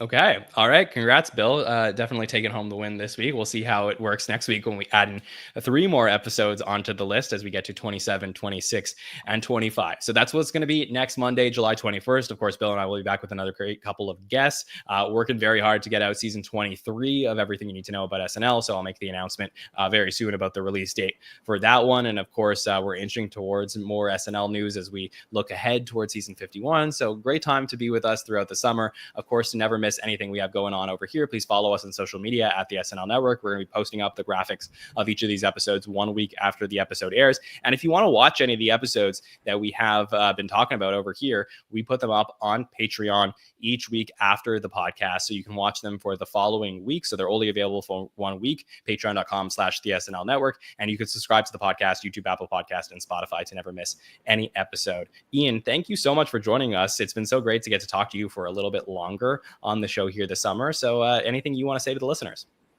I